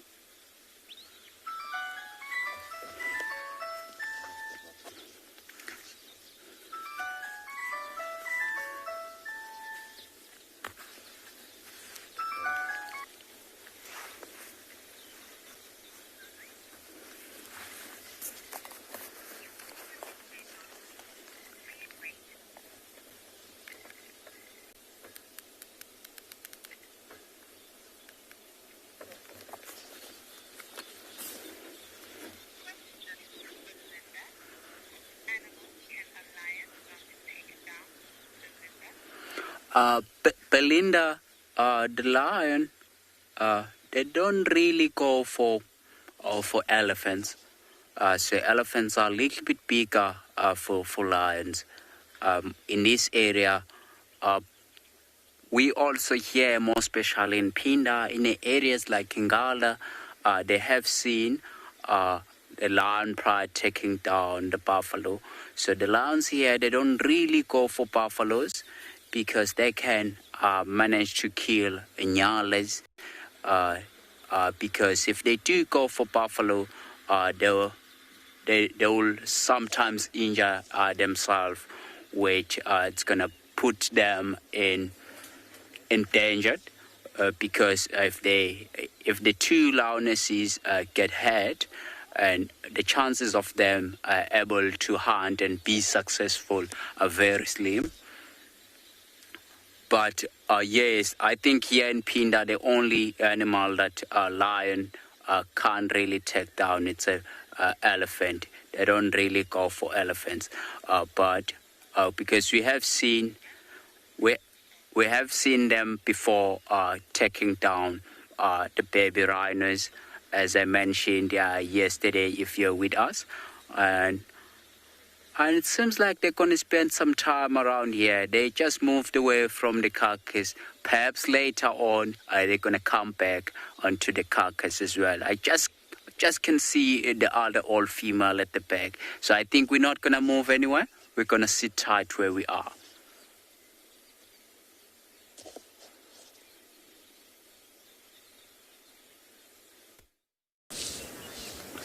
We had the great spotted cuckoo sitting right in a tree right above us. It's just moved now. We're just quickly moving the camera so we can get it again. We can still see it. It's not going to be as easy a view. Unfortunately, it's always the case when we frame up a beautiful bird that they often decide that, you know what, not today. Just as we come to it. So a little bit up there, Seb. There you go. You got it right in the middle there. So that's the great spotted cuckoo. As you can see, now it's not sitting in a good position. It's unfortunately blocked by a whole bunch of branches. There's not much I can do about it. There's not much I can do to move our vehicle to get a better view. If I move, it's probably going to fly away. As you can see, it's calling frequently, and they are breeding migrants, these great spotted cuckoos. So I'm sure it's calling in order to try and attract a mate to breed, and then of course the female will not raise its own young. It will lay its eggs in the nest of other birds, mostly pied and Cape crows, but also some of the starling species, the slightly larger birds. I've seen Meaves starlings feeding a great spotted cuckoo before, but this is a strange one. Not often do we see them sitting out in the open like this, normally up in the trees like it was before. Seems to have found its spot though. It likes this little spot. So, yeah, they arrived here just maybe a month or so ago, and they'll leave by May next year, having bred.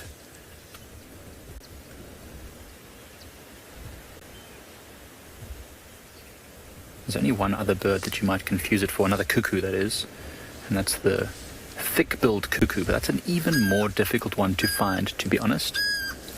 The thick-billed cuckoo, not a bird that we see sitting very often. We see them flying over, but not often sitting like this. So you can see that bit of a buffy chest there, spotted on the back.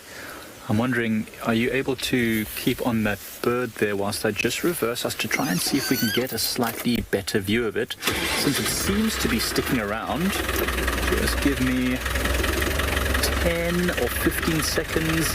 Come on, bird. Stay there. Try that.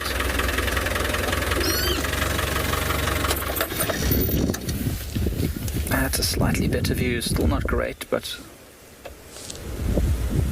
it's much better. Now at least you can see its head. You can see the grey top of the head, the spots on its back, and the great part of its name to do with the fact that it is much larger, or not much larger, but it's definitely larger than most of the other cuckoo species, almost 39 centimeters long, which is fairly big for a bird. You can see that fairly long and hooked bill is perfect for catching the food that it eats, which is mostly insects, specifically caterpillars. Most of the cuckoo species that come to southern Africa, whether they are migrating from overseas or from within Africa somewhere, they're mostly coming for caterpillars. That's what they mostly eat. So that long bill helps to keep the hairy caterpillars away from the skin around their eyes, and then what they'll normally do is rub the caterpillar all over a branch to try and get rid of most of the stinging hairs all over the edge of the caterpillar, and then swallow it down.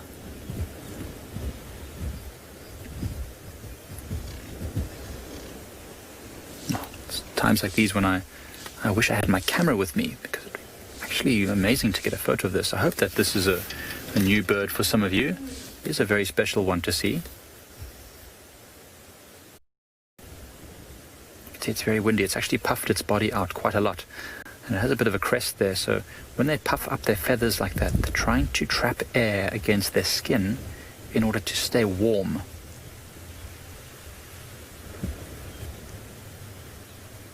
because birds, especially smaller birds, not that I would class this as a small bird, but it's fairly small, they tend to cool down very quickly, and they can actually die in cold snaps. And they need to eat frequently. The smaller an animal is, generally speaking, the more often they need to eat in order to keep their body functions going, metabolizing to create warmth.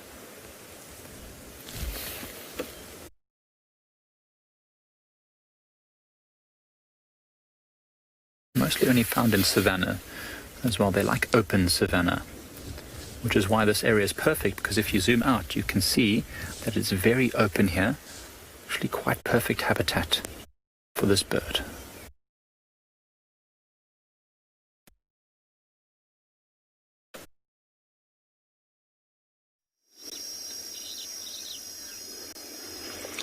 Sometimes you just need to stop and look at the flowers. And that is exactly what we are doing here. Enjoying this sea of white. And I mean, the dominance of the flowers, the moment on these three thorns is just spectacular. We looked at three thorn very briefly this morning. That bush that has that like off-green tinge to it, almost looks like lavender. It's got like a lavender color to it. Very small scale like leaves. But right now, so easy to ID. But just such a beautiful scene.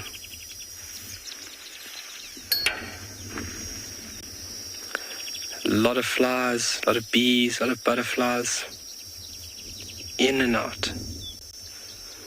We have left those beautiful thread-waisted wasps, and we are just moving slowly down south and meandering and just taking our time and seeing what we can pick up, what Mother Nature has got in store for us next.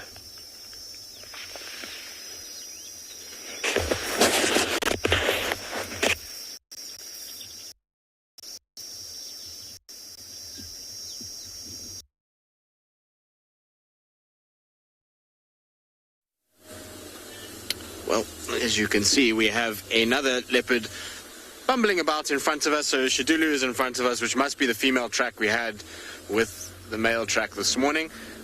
She's on a serious mission, though. She's moving very, very, very quickly back towards the kind of area where Tingana is. I'll stop on top here so that we can actually watch her a little bit.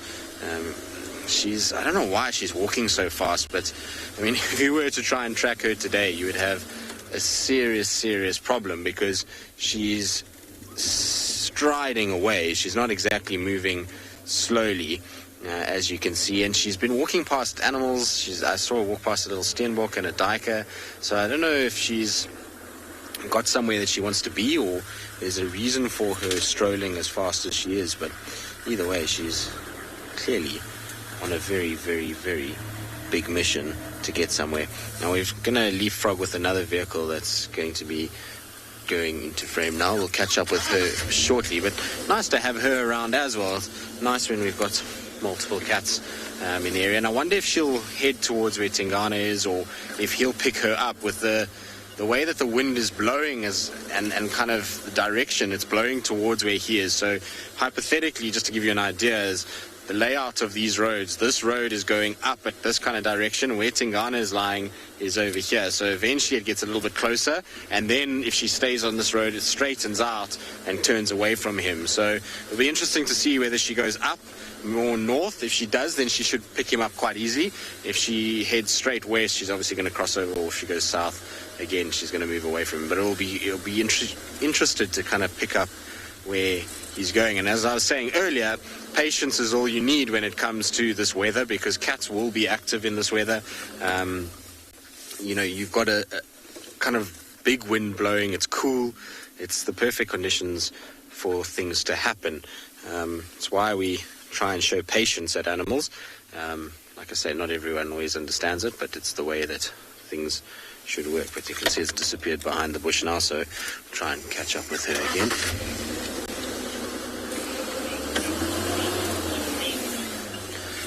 Jax, it's very possible. I mean, we know Tingana's been mating with Insele, so it's not beyond the realms of possibility for him to mate with her.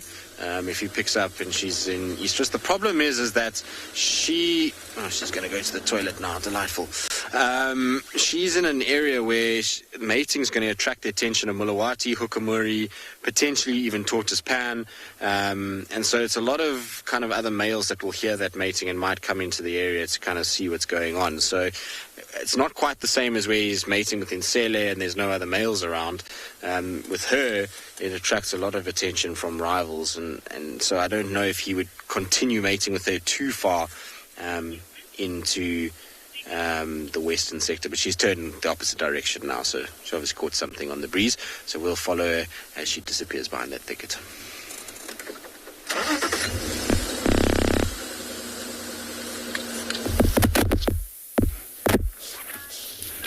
So I'm sitting here at Anbeyond Ngala, and a male elephant, a big bull, has just joined the Birmingham Pride sighting. It looks like it's coming over towards the waterhole, and the lions, majority of them have not even noticed yet. He hasn't noticed the lions because the wind is blowing in the opposite direction.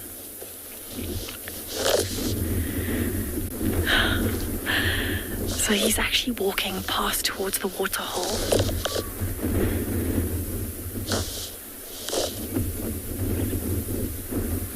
And he's now completely upwind of the lions.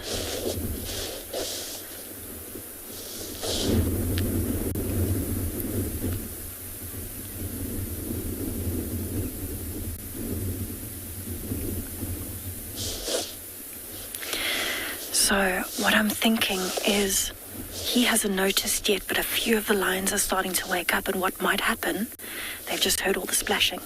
What might happen is they might actually move off because the elephant is here. And he's still completely unaware, but have a look at how alert the lions just became.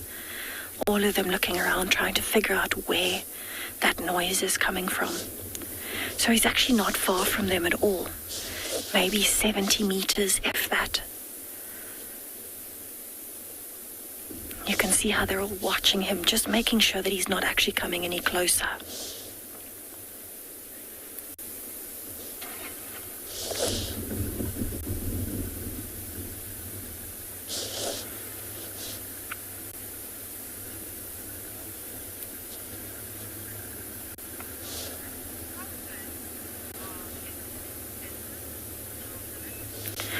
Rosalind, and elephant senses are incredible. So they've got a very good sense of hearing, very good sense of smell. Their eyesight is also very good. But at the moment, he's upwind and he's drinking, so there's water and that noise.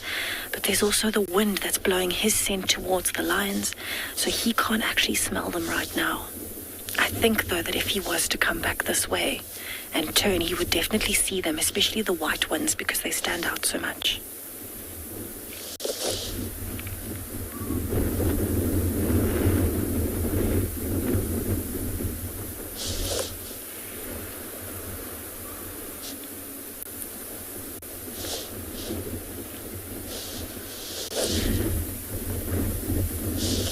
So what could be going through that elephant's head right now is there might be some smells of the lions on that side of the waterhole, maybe where they were earlier or yesterday.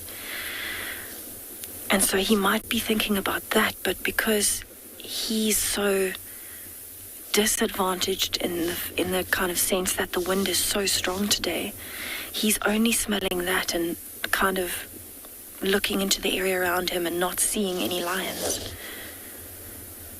And so for him, he would still be nice and relaxed. The lions aren't concerned about the elephant being this close at this point because he hasn't noticed them. If he had noticed them, you would see they would maybe get up and move. But for now, it's actually the youngsters that are watching because they're more curious. They are probably also naturally a bit more nervous because this is something that has been trained into them from a young age, that you don't mess with big elephants. And so for them, they're looking over that way and probably thinking, you know, they've got to keep a close eye in case he does start coming over. So the elephant has actually started moving off in the opposite direction. He completely missed the lions. But you can see the lions are still watching where he's walking, especially the two white ones. The lionesses are looking up from time to time, but they're much more relaxed because they're older, they're more experienced. Nice big yawn from the white one.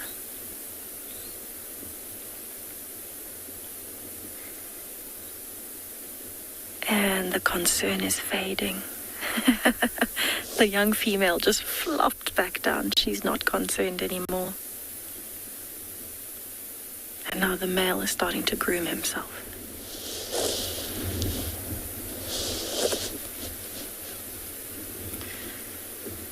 So it's actually quite fascinating. What I've noticed with the white lions in particular is they seem to be a little bit more active than the tawny or the normal colored lions. And that could be because their coats are reflecting more light, so they don't get as hot. Maybe they have a bit more energy than the others. Although the white female seems to be challenging that theory at the moment. She's having a nice snooze again.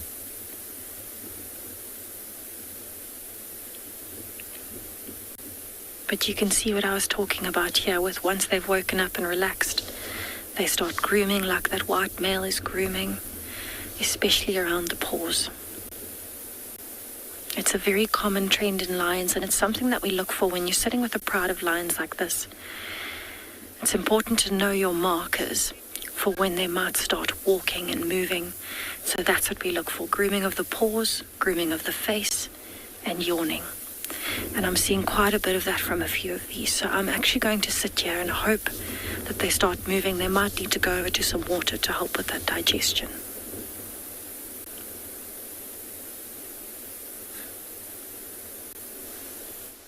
Well, as you can see, for a second, Shadulu has gone for a little bit of a break rather than moving around too fast. And it's probably due to the fact that she might have walked through a whole bunch of ants, particularly pugnacious ants. They're around a lot at the moment.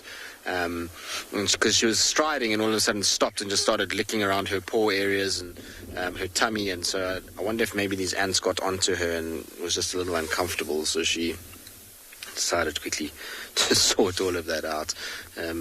Always makes me laugh when they get ants on them, because it's a panic that I suppose we can all relate to, because I think all of us have at some point walked through an ant nest. And there you go, you see she's back up and running. She just quickly had to clear ants and make sure that they were all off of her body. I was hoping she was actually going to go up this mound, but she's, I think, going to just come around. Let's just stop here and see. And now she's changed direction completely and is going the opposite way. She's going back the way we just came from. So we've just literally just driven where she's walking now. And she was heading in this direction, and all of a sudden it's just turned around and changed and going straight north now, which is odd. I don't know if maybe she's picked up the scent of something. Is she coming back towards us or just crossing over the road? No, she's going back where we just went. Very strange that she's kind of walking the way that she is. Let's try and catch up with her quickly. Sorry, Marcel on the back has just got to go through a big bump. It's the one part of the job they don't advertise when it comes to being on the back of these cars as a cameraman, is the amount of bouncing around you. You see, look how her nose is down. She's busy sniffing everywhere here. So I don't know if she's picking up the scent of maybe Tingana, maybe another leopard that's walked through here. See, look, Flemin Grimace. So that's her analyzing the scent that she's picked up. Now, where that is just on the edge of the road, and we were talking earlier about how these male leopards often defecate, or leopards defecate on roads, and often when they urinate, it's just on the edge of the road like that. And you see she's smelt, and now she's just going to kind of scent mark there, spray a little bit, and then carry on again. But like I say, what's odd to me is where she turned into this area is right here. So she's just done like a little half circle, but it's weird because there's nothing that's kind of occupied her interest, unless maybe she picked up some sort of smell. She might go to the marula across the road and scent mark there.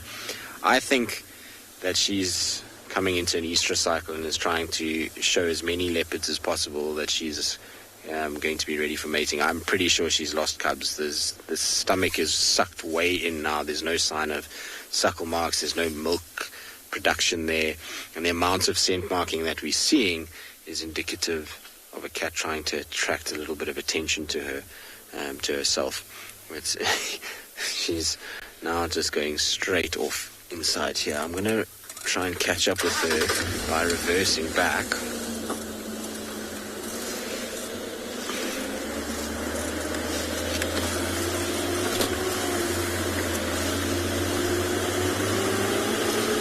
The nice thing is the way that she's walking is if we go in here, we kind of cut her off again.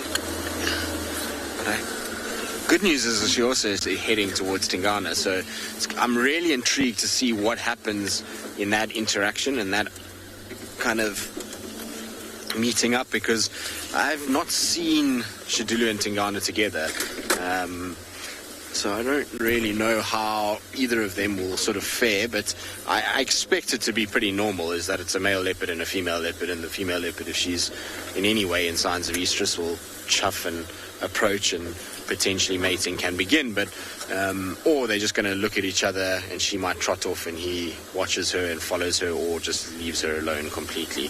I'm going to just come in here. There's this marula tree. She should mark this marula tree on our right hand side and come around the back of it. There we go. So she'll scent on the back side of it, and then I'm hoping she's going to come around. It's a very prominent tree, so you'll see with her she's targeting all the prominent trees. There you go, a little lift of the tail, a little spray. Couldn't have been perfect. Couldn't have been better. Well done, Shidulu. You followed the script on that one, that's for sure.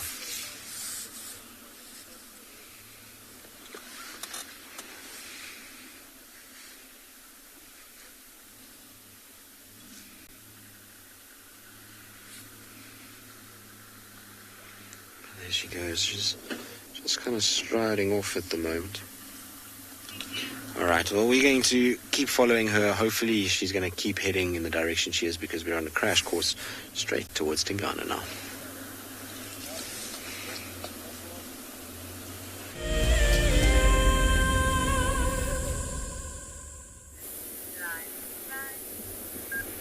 So the lions here at and beyond Ngala have gone straight back to relaxing now that that male elephant has moved off.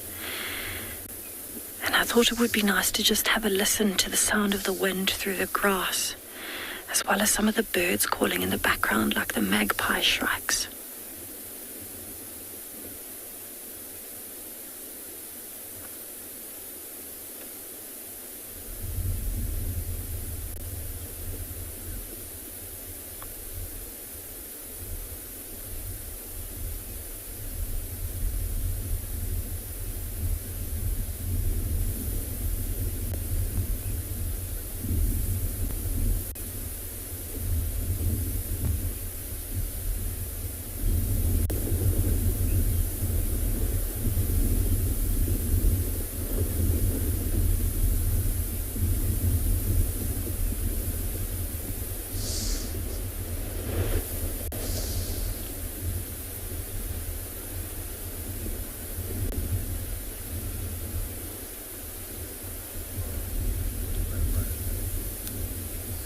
So there's quite a few of them that are stretching at the moment, starting to move a little bit more.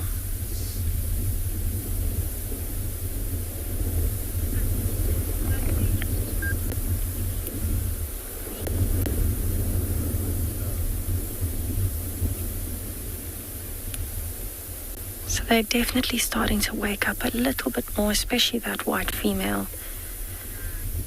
So I'm very excited to see what they decide to do a little bit later on.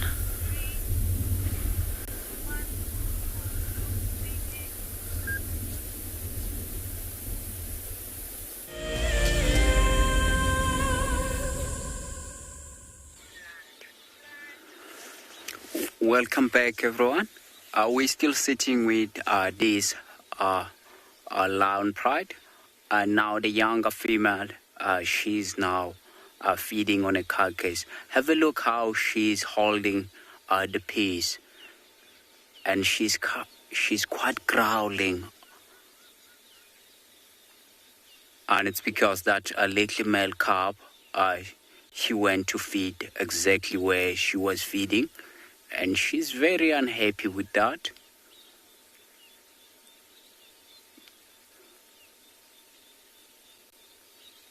They're quite enjoying that piece that they've got around the neck of that nyala.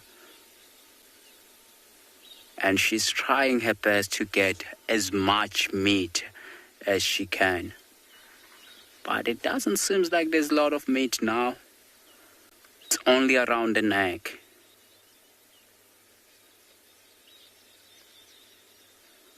She's still looking around. So perhaps she might have heard the noise at the background. It is why she immediately stopped feeding. And she is now focusing onto something. Oh, the young male is pulling the carcass close to him. See, she's just holding the piece now there.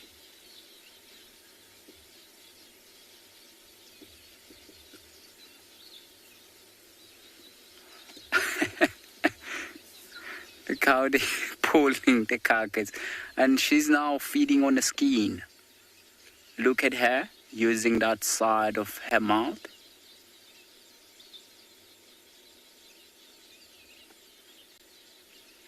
It's really amazing. And earlier on, all the calves moved away from the carcass. And as soon as the younger female started to feed, this young male calf heard that noise, and he quickly went to join mom. Look at him, he's trying to pull the carcass away from mom. No, she's holding that carcass with her big paws. Look at that. She's trying to peel off that long hair of the nyala. Because the nyala's got long, shaggy hair. It's got long, shaggy hair just under the neck.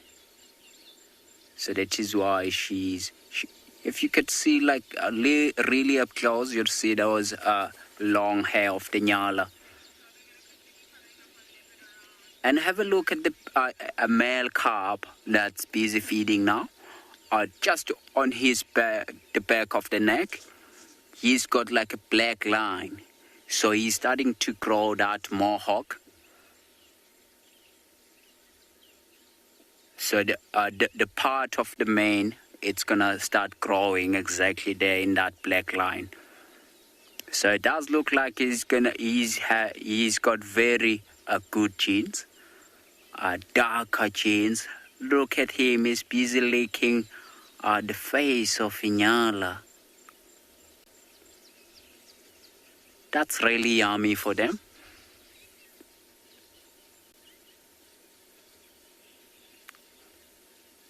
He's quite happy there, feeding.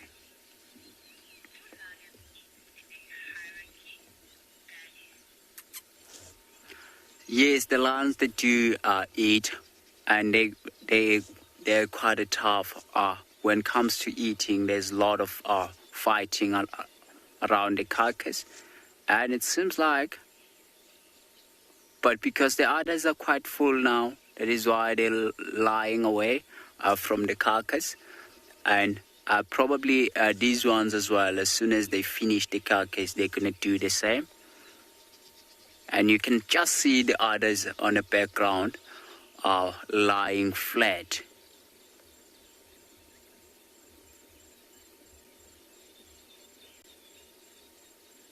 She also had some noises at the background. So probably we're not going to see any much more action. I think we have seen a lot of action. I think after this, they're going to move away from this carcass, even perhaps lie close by. I think what are we going to do? We're going to move on and try to find ourselves a leopard.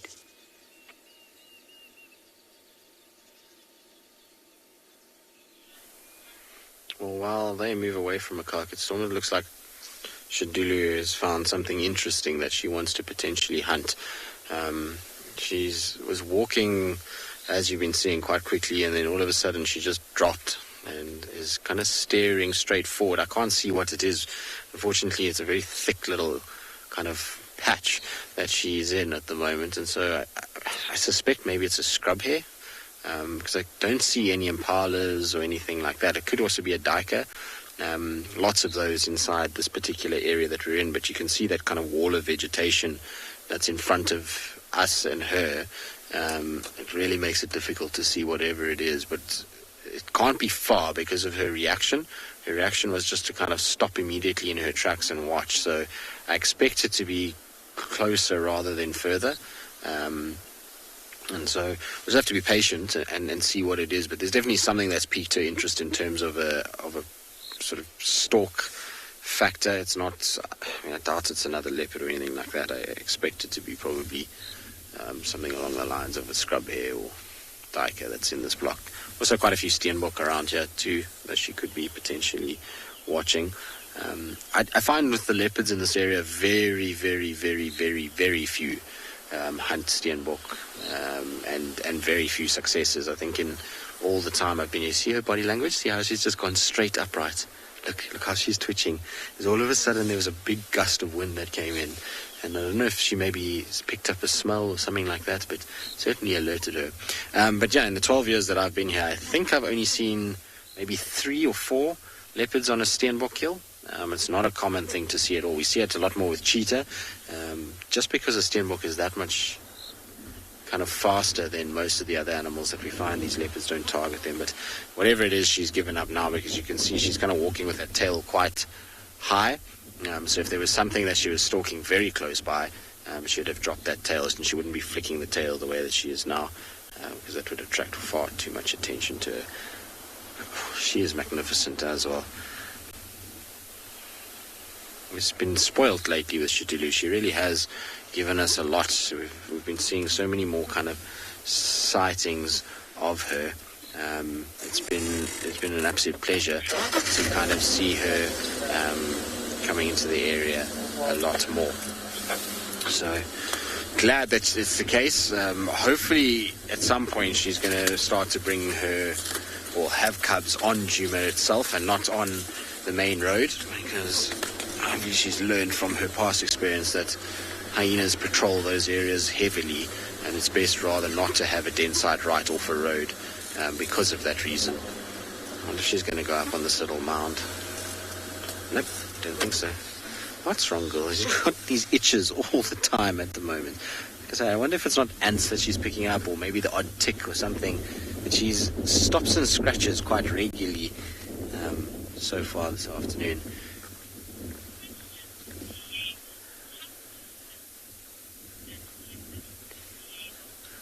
Yeah, well, now I've got to remember, it's been a while since I even actually thought about her age, but she must be now, I've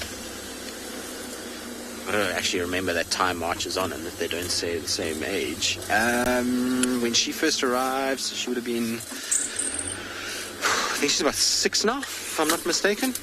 So yeah, it's about, I think she's 6 years old.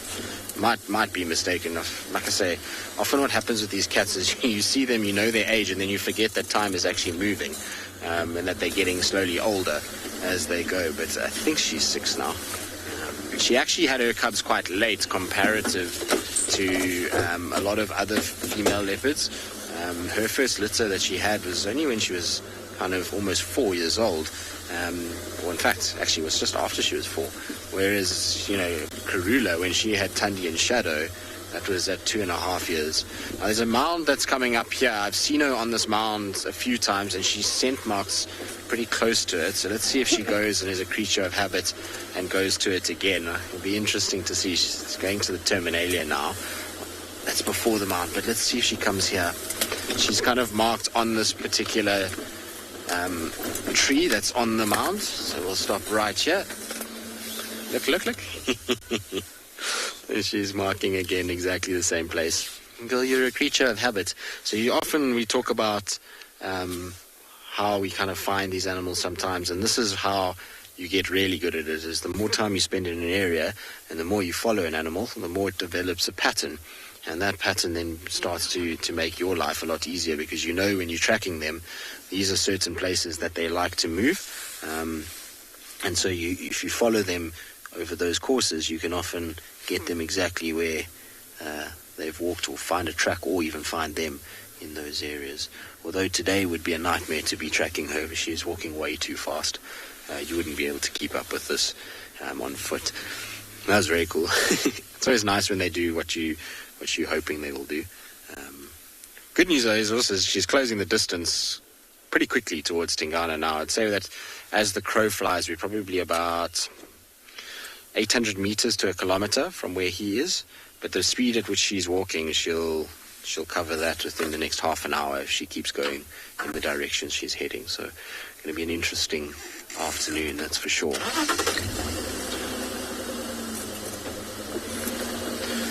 The only problem is she's about to go into a horrible part of this area. It gets very, very thick here for a little bit. You can actually see quarantine in the distance on my right-hand side. So she's kind of skirting around quarantine, which surprises me because of the amount of food items that are there at the moment.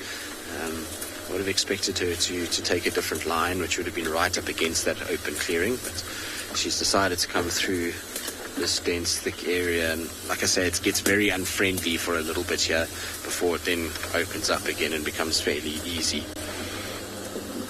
But this is Shadulu's route pretty much every time she comes through this section. The nice thing is that she's not going through the drainage line that is around this area.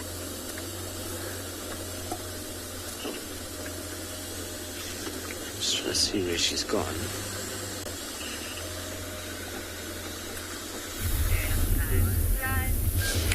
So I am still sitting with the Birmingham Pride. They have now gone back to sleep. They seem to be undecided about waking up today.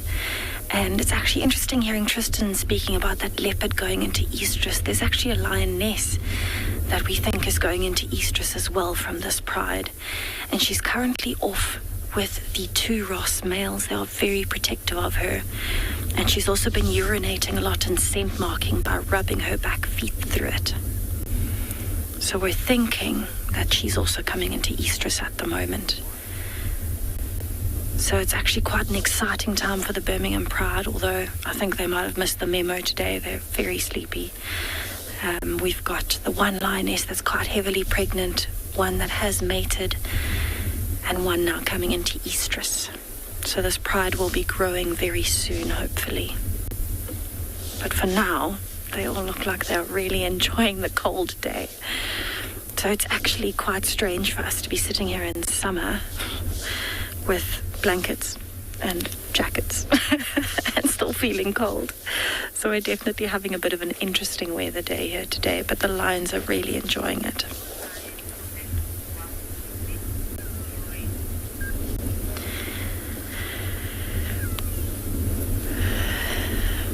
So lions definitely do sense things while they are sleeping. It would depend on how awake they are. They're definitely still partly awake. They can hear things, they can smell things. So they would be alert, like when that elephant came over. As soon as they heard that noise, they woke up and they straight away started looking over in that direction. So they definitely do still have their senses about them. So although it looks like they are dead sleeping, they're actually still partially awake. If something was to happen right here, they would definitely hear it or smell it. The wind is so strong today, they can probably smell something from very far away. And in fact, there's only one lion at the moment that has her head up. It's one of the young females. It's actually the sister to the white female. And she's smelling something quite intently in the wind there.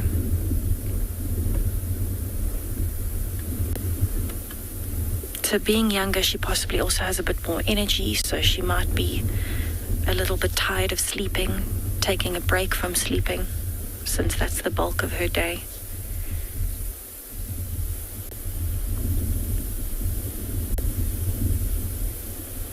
She keeps shifting her focus, so there might be a few things that she's smelling.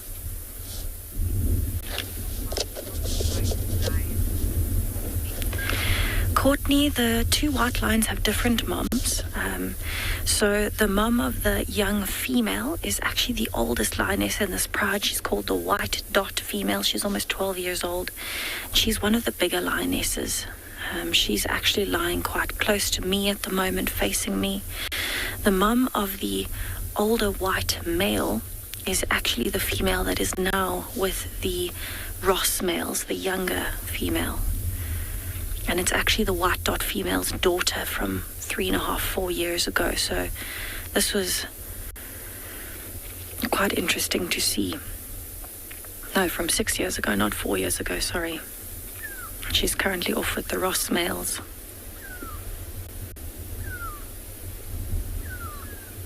So they actually do have different moms. The nice thing about the Birmingham Pride is that quite a few of the lions carry the white gene. And so do the Ross males. So they have to get that white gene from the mum and from the dad. They have to get 2 genes for it to show. So the reason the other lions aren't white is because they might have no white gene or only 1 white gene. And the white gene is recessive. And so that means it will only show if you get 2 of those genes. The tawny or normal colored gene is dominant. And so that gene will show as the color on the outside, even if there's a white gene. So we think majority of the lionesses in this pride carry the white gene, because these are actually the 2nd and 3rd cubs that we've had on Ngala that have been white. The first one was killed by the Ross males when they took over the pride. But it's very interesting to talk about genetics. I absolutely love it. So I'm going to sit here for a while and see if they do eventually decide to wake up. For now, they seem very nice and sleepy in the cold weather.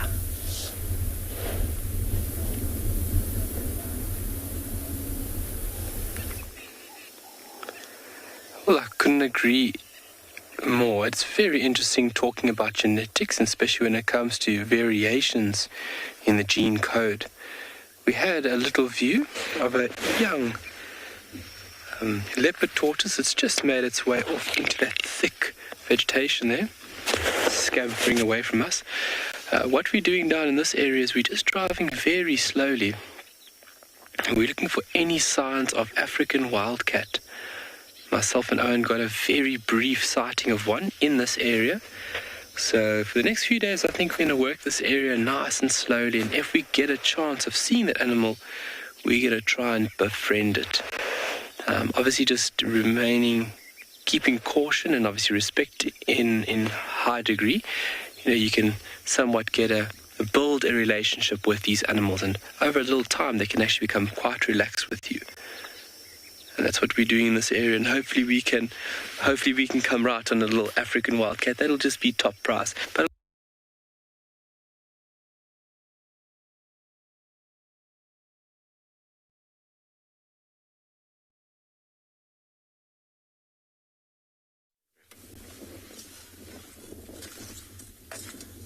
right, now you can see we're still with Shadidu at the moment. She's moving around and, like I say, just closing the gap all the time with Tingana. She's not far at all from where he is. I mean, she could potentially bypass him if she doesn't go the right way, but like I say, with the way that the wind is blowing, it's, for me, going to give away her presence more than his. And so, sorry, I'm trying to duck down as much as possible, but when she walks that close, it's difficult to do so.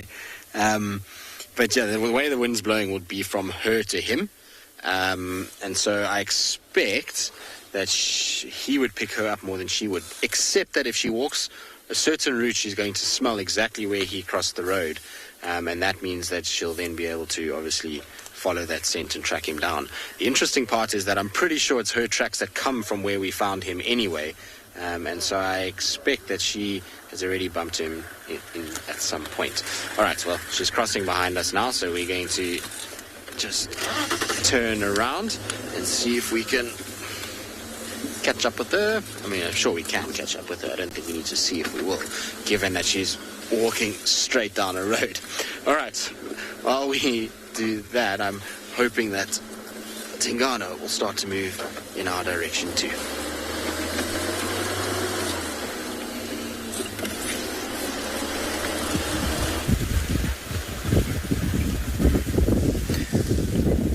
watching a herd of buffalo as they trample across what is old farmland that has been ripped up recently to try and help water infiltration to get the veldt to grow back naturally again. Remember, Pride Lands used to be some farmland.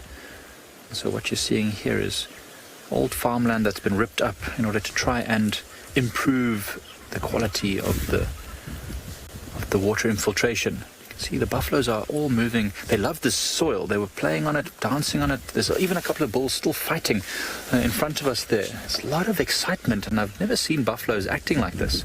I don't know if it's maybe this wind that's picked up, maybe the chance of rain, but look at these two showing off why those boss on top of their heads are so important as they push against each other. Must be very careful. This can result in serious injuries when buffaloes fight aggressively, and these are both big, strong male buffaloes, not youngsters at all, so they know what they're doing. There's a lot of power behind those blows. That one on the left, the one that's facing towards us, it's got very sharp horns. Oh, look at that. One wrong move could result in a serious injury, a penetration. Oh, look at them pushing. Wow. We don't often get to see this.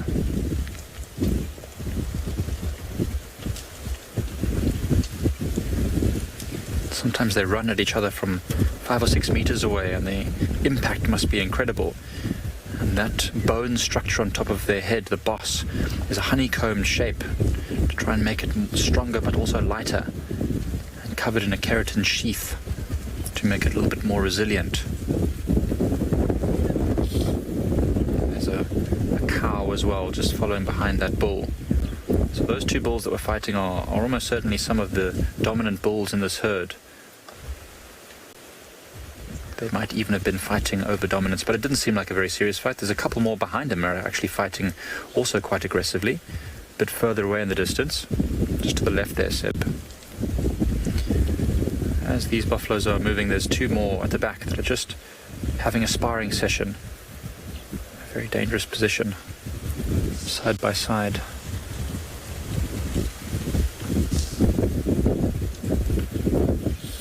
One of those hooked horns gets underneath the neck and they lift up too quickly, they could really impale. I've seen a buffalo once before with its horn completely stuck in the shoulder of its rival, and it was actually the rival was stuck being lifted up. It couldn't get off. It was like that for about 10 minutes. We didn't actually see what happened in the end before the buffaloes all moved off, but I'm assuming they must have been able to untangle each other. Well, the rest of the buffalo disappearing off, these two seem to be very much pre-engaged, preoccupied by this sparring session. Not much I can do about the tree in the way, unfortunately. Peter, buffaloes are fast becoming one of my favorite animals. In fact, they might be my favorite of the big five. I know leopards are my favorite animals, but these buffaloes are so entertaining and so resilient and powerful. They are absolutely awesome creatures. And if they are fighting like this, no trees or bushes or shrubs can get in their way. They will rip them out the ground and bash them. There's a reason why they are considered the most fearsome of the big five. For any trails guide who might be moving through this area, we actually have a trails guide course running right now in the camp, and all of our students are very, very aware that these buffaloes, especially bulls like this, if they're on their own, can be incredibly dangerous. The fight seems to be picking up in intensity. Oh, it looks like we have a victor. It looks like one of them seems to have maybe gotten a horn where he didn't like it and has decided this is no good. Oh, it was a trick. It was a trap. Surprisingly agile for these massive animals. I mean, they can weigh over 800 kilograms, and they're not particularly flexible, but they can turn in a split second. And so, once again, just to reiterate to our students, often there's no point ever trying to run from these animals. You must always try and stand your ground. If you see a conflict animal coming towards you, unless you've got a chance to move away in good time without inciting this animal to charge, because they're all faster than us, and where we have to run around a bush, these buffaloes will be able to plow straight through it. So very dangerous situation to find ourselves in. In fact, a friend of mine was not long ago in Rwanda. He actually got bashed by a buffalo. He was very fortunate to survive. He did survive. He got some wounds and he had quite a few stitches and things. But he said he'll never again underestimate the power of this animal. He was actually just walking back to his room after dinner with his guests. So it can happen at any point. We see them all the time during the day, looking docile, lying down, chewing the cud, sitting in the dam. But then when you see them like this, you just realize how powerful they are.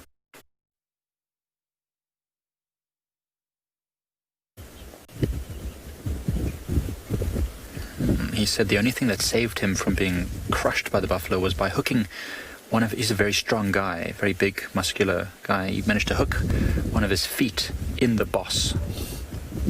He managed to hook his feet in the hook or the curve of the horn, and as the buffalo was pushing forward, he was sliding backwards.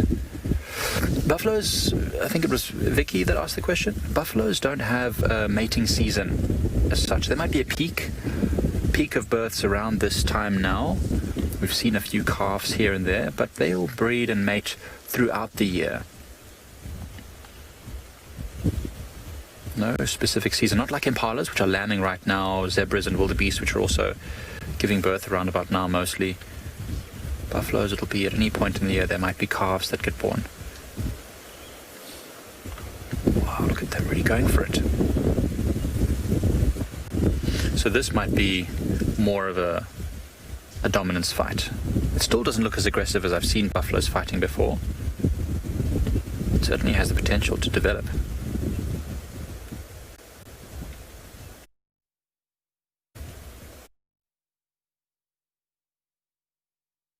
See, every now and again they stop and they listen. It's also important, although buffaloes are very powerful and they don't have to be worried about most predators, it is still important for them to look out for danger once in a while. Could be a pride of lions which might take advantage of the fact that they're preoccupied. Although that buffalo is massive. The one that just went off the screen now, the one that Seb's filming now, that is a huge buffalo bull. I think he's far bigger than the one that just walked off. I think it's no doubt in my mind who was going to win that conflict if it escalated. Absolutely enormous. There's our radio going off. Our Trails Guide students are arriving back at camp just in time. It looks like the weather is turning, starting to get quite grey up in the air. And you can see a lot of cloud build-up. Let's hope that it can bring some very welcome, life-giving rain.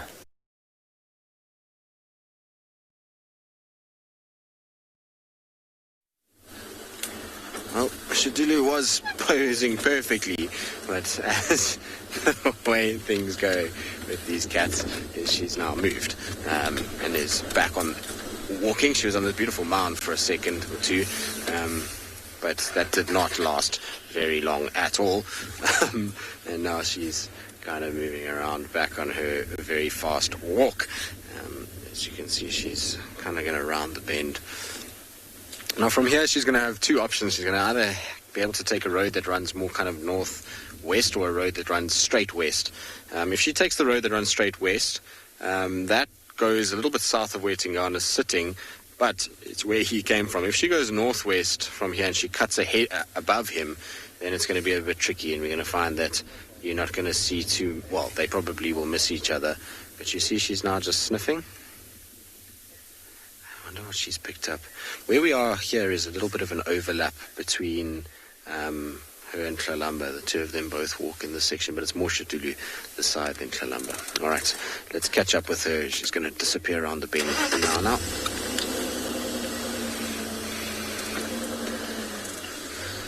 Busy cat, that's for sure. She's such a treat, though, Shadulu. I always love spending time with her, purely off the fact that she's such an active individual and one that constantly poses.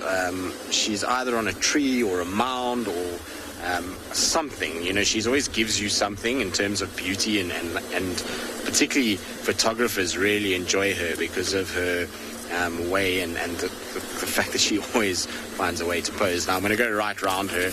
We'll get her from the other side, walking towards her rather than staring at her bum, like we have done most of the afternoon. This way is going to be much easier to be able to get a good view of her. It's going to just take us a little detour to get round. She's kind of walking parallel with us at the moment. There's another mound here that she likes, this one straight in front of us, that she might come to. So I'm not sure why we've gone all the way around. But anyway, we'll stick with her and we'll see if she walks on towards us.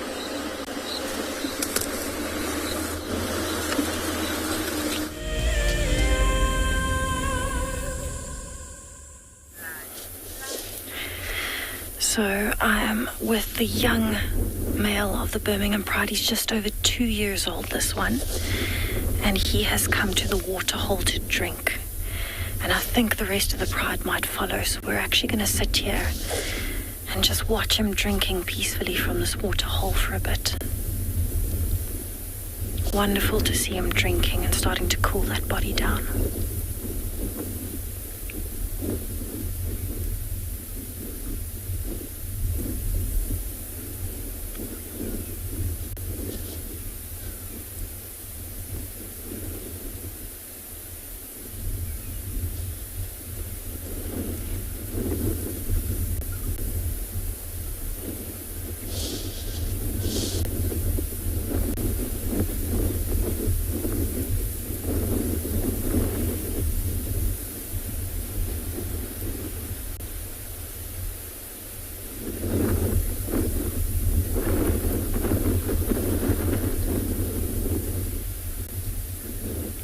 Actually looking back over towards the rest of the Pride now to see if they're coming to join him.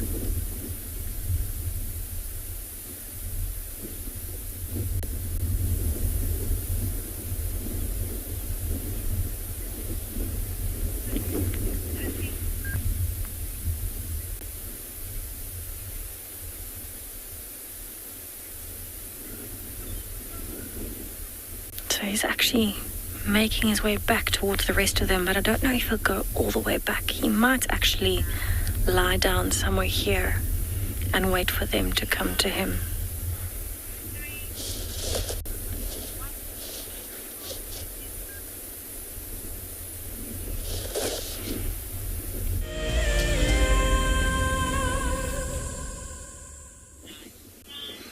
Well, as you can see, we kind of gotten around her a little bit. She's just changed direction. She's going towards that mound that I was talking about just now. I wonder if she's not going to go on top of it. Again, it's, like I say, creature of habit. Although she did just scent marks, I'm not sure she's going to want to sit on top of it. But let's see. I'll go around her. There's going to be a car, unfortunately. That's going to be in the way. It seems to be that she's walking around this car the whole time. This line that she chooses. But anyway, let's try and get ourselves into a slightly different area. There's a nice big game path that runs along here. You can kind of see it's not as well worn as it used to be, but she'll walk this towards us. So I'm just going to turn and we'll be able to get her kind of coming along. I think that should be the kind of case. Okay, so she should be walking kind of straight towards where we are. Now you can't really see the path nicely. In winter it's much more pronounced than what it is now, but there's a little kind of game path that runs straight along, and she should kind of pass fairly close to where we are, although she's now changing direction again. Where are you off to, Shidaloo? Busy cat. She's going to mark behind us, Marcel. Let's go back a little bit.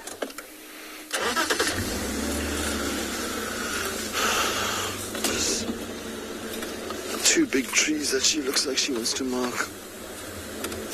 She's seriously scent marking absolutely everything today, which is crazy. And it's so crazy to me because in 2017, when Kalamba was born, this is everywhere that Thandi would be scent marking. She used to mark all these trees. This was kind of core of her area, and it's all changed so dramatically since then.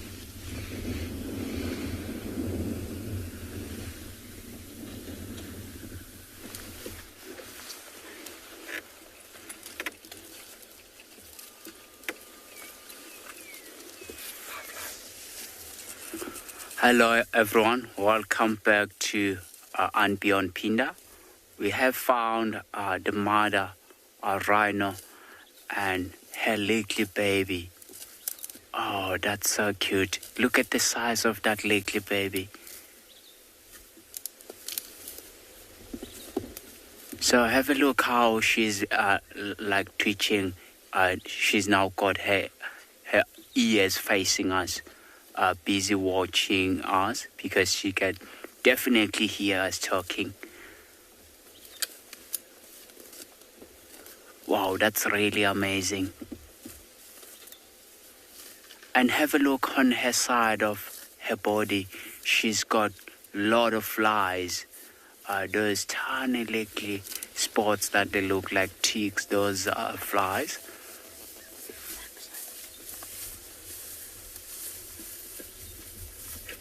Okay, it seems like she's moving just behind us now. I'm gonna try to reverse us back. Wow, we are so lucky to find a nice, relaxed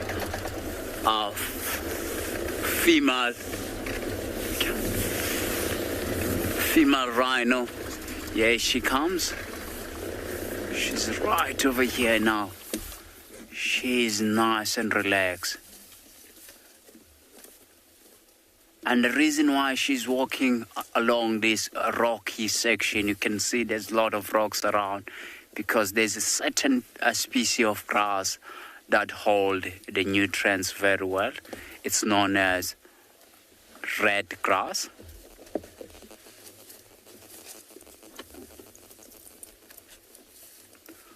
And this younger one, it's a younger male calf.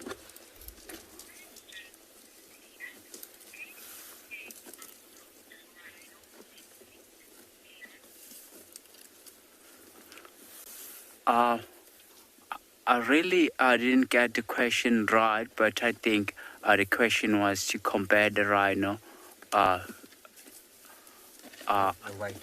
the weight of the rhino. I think mom will be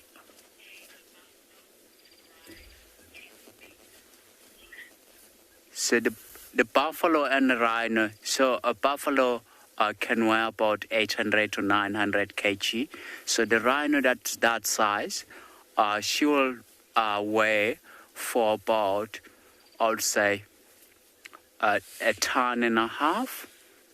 That's a fully grown rhino. So the male rhino, he's slightly bigger than her. The male can go for about.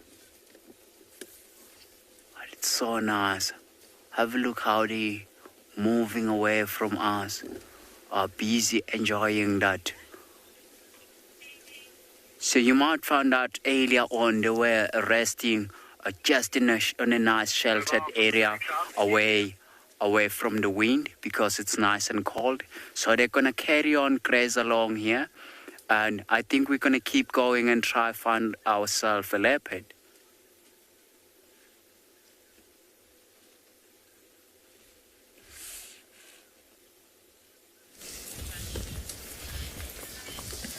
You can see here a female buffalo just moving along with the tail end of the herd. Just discussing how their heads look a bit small for their body. There's also some calves around, some nice brown, younger looking calves. And as you can see, that one is very young, probably just a few months old. What's that? Is she bleeding on the side? She's bleeding. The buffalo? Yeah. I didn't notice. On the left-hand side of her head. Now there's a buffalo in the way. Apparently this one's bleeding. I didn't notice it was bleeding. But it could be. I mean, similar story. We see lots of them chasing each other and pushing each other out the way recently. So it could be that she's got a bit of an injury, maybe pushing through the branches. I don't notice anything. It's in front of her ear there, no? Maybe. Possible. Maybe she just scratched herself on a branch. Doesn't look like anything too major. As you can see, there's a number of individual calves. Some are older, some are younger, all different ages. There's no specific breeding season. And these buffaloes are actually on their way towards a water hole. Oh, our two bulls are still fighting over there. So they're on their way to a place called the HQ Waterhole, which is the old farmhouse. And they'll go probably have a little drink there before the evening comes. It's going to be a very dark night. I mean, the moon will be up later in the evening, and when it does, it'll be bright and full almost. But with this cloud cover, it's going to be a pitch black night, and so these buffaloes will want to find themselves somewhere settle, somewhere open, more likely. It's an open clearing just north of the HQ, where they'll probably settle for the evening. These two bulls still wanting to have a go at each other. Others must move out of the way. These two have been at it for a while now.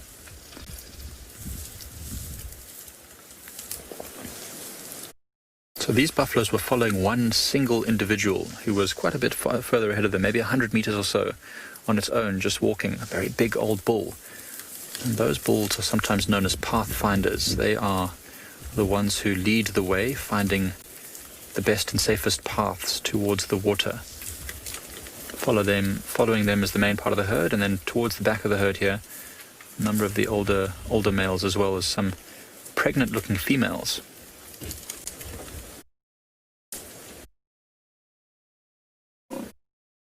Very interested in us. The wind is blowing towards us, so they can't smell us very easily.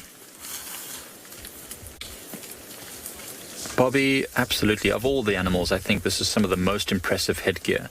Maybe not as long as a waterbuck's horns or as pretty as a kudu's spiral horns, but definitely solid and powerful. Very impressive. If you were a Viking or some other person who wore a helmet with some horns on it, this is the kind of horns I would wear. Very intimidating. Look at that. They're actually heading up a bit of a rocky slope. They've got to go over some rocky terrain to get to this waterhole. Another place where they need to be a bit careful of ambush. Many potential predators. See, that buffalo has a very big belly. I think she might have been pregnant. Well, don't forget to check out the Wild Earth Explorers platform. Find it on wildearth.tv/explorers, where you can keep up to date with all the guides, all the animal activities at the different locations, as well as win awesome prizes, including a chance to come and spend some time with us here at Proudlands, or at Tswalu, Pinda, wherever. Don't forget to check out wildearth.tv/explorers. Whilst these buffalo explore their way over this rocky slope to get to the water.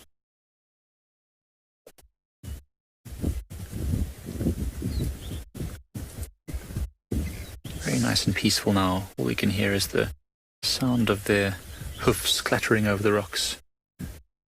Apart from that, a very quiet night. None of the birds are really calling that much. I think they're all settling in because of this very dark night that we're expecting.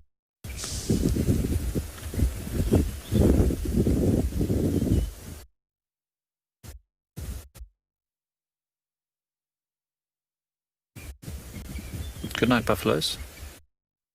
I look forward to seeing what you have in store with us, for us tomorrow. It was interesting to watch them. They move huge distances. We've got at least 3 herds of buffaloes that are moving around Pride Lands at any one time. And this is one of them. And we're just saying how this particular herd was very relaxed with us. Some of the other herds, move away from the vehicle quite a lot. They're quite nervous with us. So this buffalo herd has probably been in the area for quite a long time, so it's recognized the vehicle is comfortable. Because of the water we have here, within Dover Dam, Leopard Dam, and HQ Waterhole behind us, other buffaloes and other animals are coming from further afield because they need the water. Buffaloes are massive. They need the water desperately. The sun is setting now, and you can tell because the sky is starting to turn like kind of a dull pink color. It's very interesting. This is my favorite time of the day. Bless you. Seb right now is struggling. That buffalo herd went through that clearing and all the dust was blowing straight to us, and Seb's having a bit of a tough time.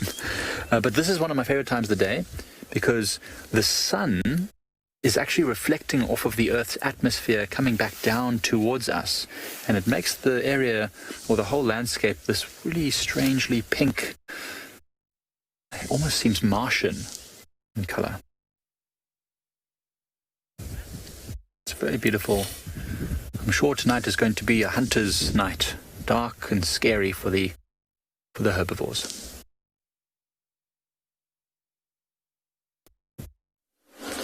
Well, unfortunately, we just missed it, but she just killed a scrub hare. She was walking and walked past it and then turned and grabbed it. But I don't think she's going to be alone because there's a hyena following her, and we are really close to Tingana. When I say close, we're within 50 meters of where he is. So he would have heard that from where he was, and I'm sure he's going to come investigate. She's about to start eating now, so I'm pretty sure Tingana is going to arrive fairly shortly as well.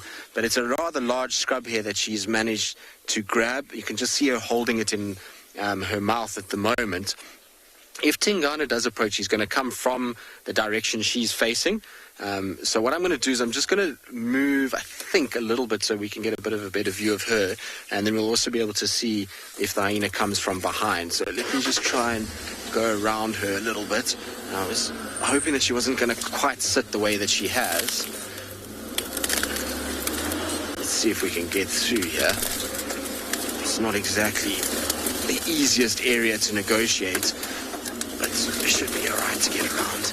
I'm pretty sure if Tingana's still sleeping where he was, which I'm not sure if he is because everyone left him, but then he should have heard what just happened now. So there we go. That's probably going to be a little bit better. And we've got a really nice clean view now around.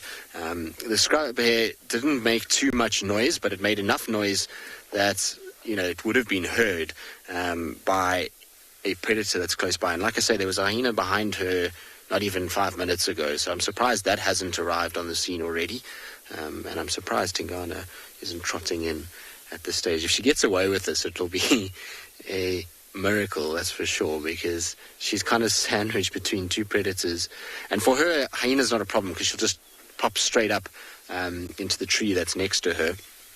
But Tingana obviously will chase her and take it away if he arrives on the scene. Maybe it was just soft enough and with enough wind that he didn't pick it up. It's possible. You can see now she's busy plucking, so she's getting rid of everything. And that was such an opportunistic kill. She literally walked past the bush. She all of a sudden turned, looked, and just bolted into the bush. And the scrub hare tried to run, and she was on it long before the scrub hare even got into its stride. So it goes to show you with leopards how opportunistic they can be. We often talk about it, and we say that, you know, they go from sleeping to hunting in seconds. And it's been perfect case in point right now.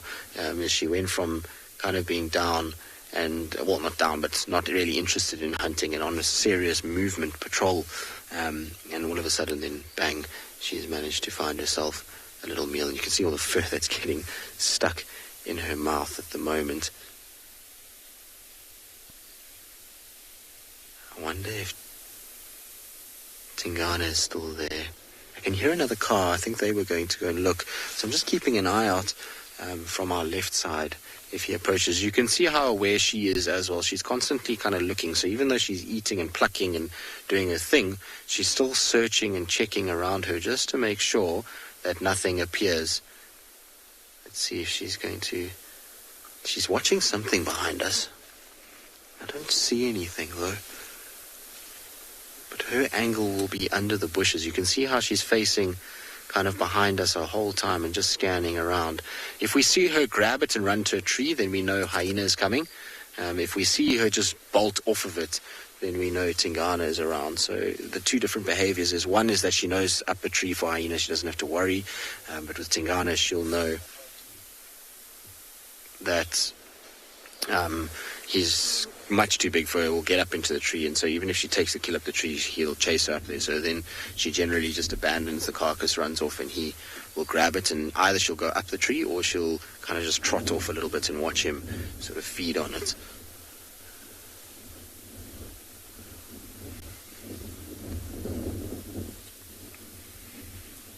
Amazing though.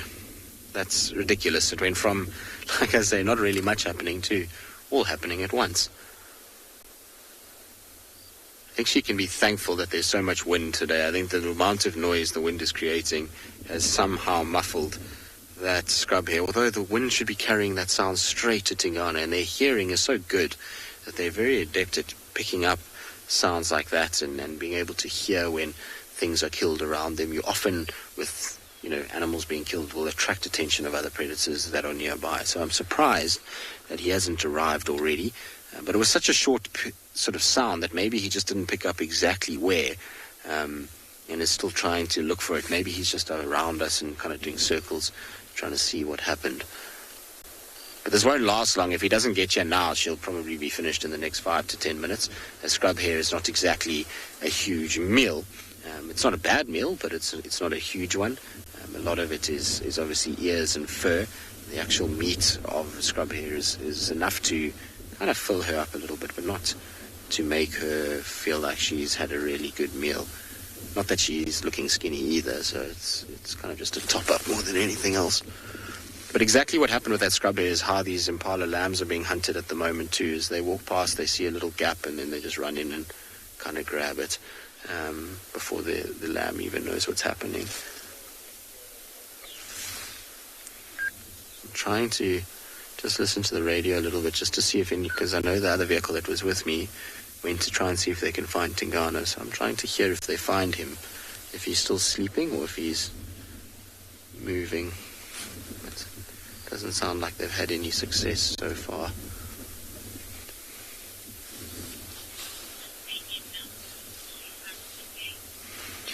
Tom, no, it's not enough. I mean, it's enough to kind of fill a little gap, but she'll definitely hunt again if the opportunity presents itself. As I was saying earlier, they are so opportunistic. Even when they've got big kills, like an impala or, let's say, a duiker, often they'll kill again very close to where they have that kill, and that's purely based off opportunism. As soon as something comes, even if they are a little bit full, they'll take it. And in conditions like this, because there's so many vulnerable targets around at the moment, you'll find that she probably will hunt quite deep into the night.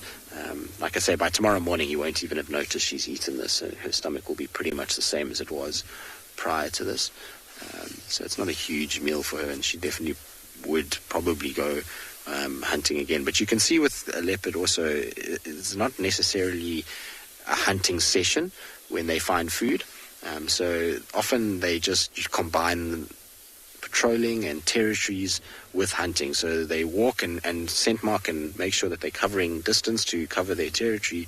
But when they see an opportunity, they then take it in order to hunt. So it's not always going off hunting. It's sometimes just they kind of take opportunities when they're doing other things like marking territory or going to cubs or whatever it may be in a leopard's life. Shaduli, I think you should buy a lotto ticket, because I'm pretty sure she's got to be one of the luckier leopards. If it wasn't for this wind, I'm almost certain that one of these predators would have found her. But the fact that neither have arrived means that they won't arrive now. They would have had to have come in pretty quickly to pick her up. It's not a huge carcass, and the crunching of the bones and things like that is so soft because of the fact that the carcass is so small that I don't expect too much to arrive too quickly now. I think she's gotten lucky and is going to be able to finish this without any interruption, which is really cool. Anyway, we'll sit here, we'll be patient, we'll see what plays out. Hopefully we'll see the Duke arrive as well.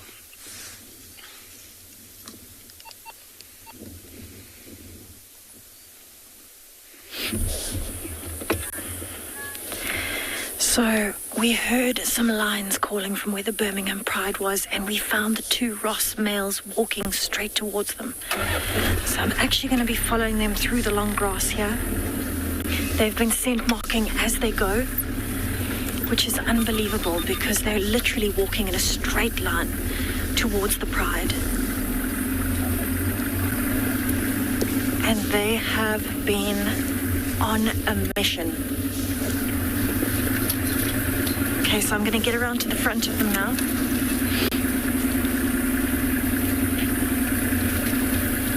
Oh, unbelievable, I'm so excited.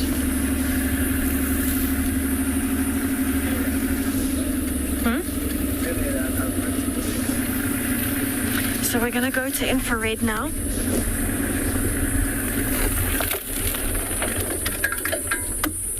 Just because the light is dropping, there you can see them sniffing into the wind.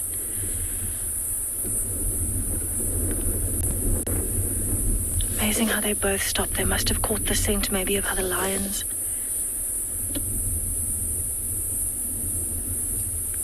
Oh, look at that. They've changed direction. I wonder if they can smell that female that's in estrus.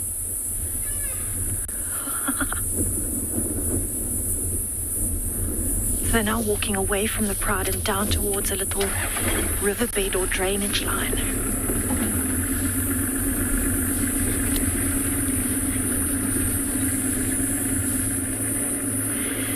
So these are the fathers of all of the cubs in the Birmingham Pride, and the two males that have been trying to oust that 4-year-old young Birmingham male. Right. They are on a mission. They've completely done a 90-degree turn. So we've got the one walking quite far to the left, but this one's actually still behind the bushes. We're going to wait for him to come out.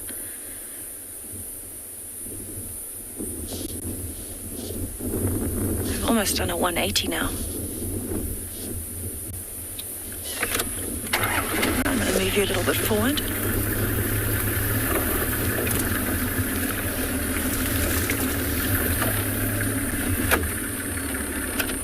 There you can see him standing off to the right. He's watching his brother to see where his brother is going. They definitely caught a scent that interested them there. To do a complete 180 like that is very unusual when they're on such a mission moving fast.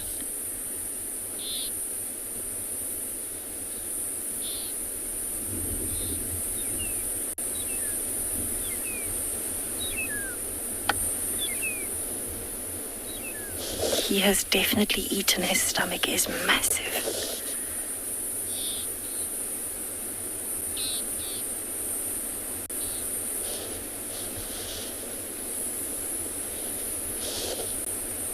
Still sniffing into the wind.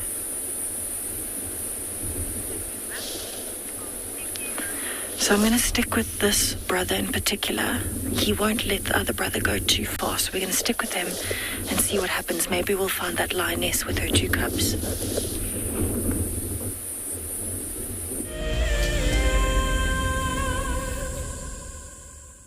I think there's going to be a lot of things happening tonight when it comes to the cats. I'm sure we're going to see a lot of noses to the air, testing the wind and figuring out what's going on. So it'd be interesting to see what develops for Tess and whether or not there's something on the horizon for those Ross males. Maybe there's a buffalo around or something like that. I know that even things like waterbuck, they often pick up their scent because of how pungent their coat is.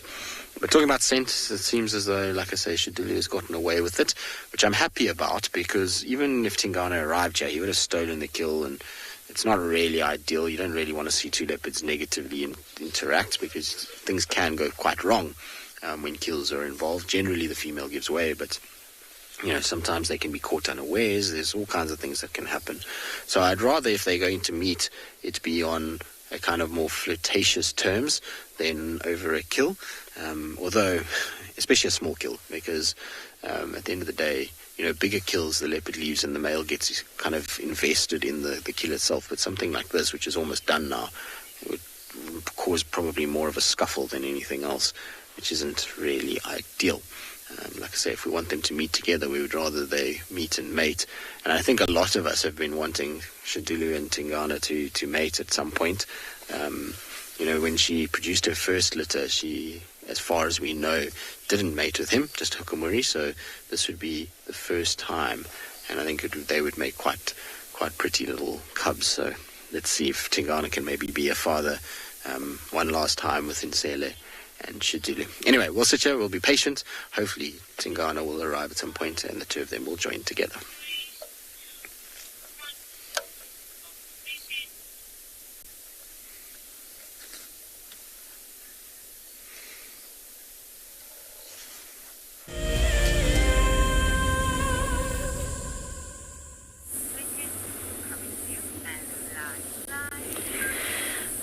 this Ross male has decided to sit here and listen and watch for his brother. His brother's actually on his way back to us right now. And so we're going to watch and see what happens when his brother gets back to him.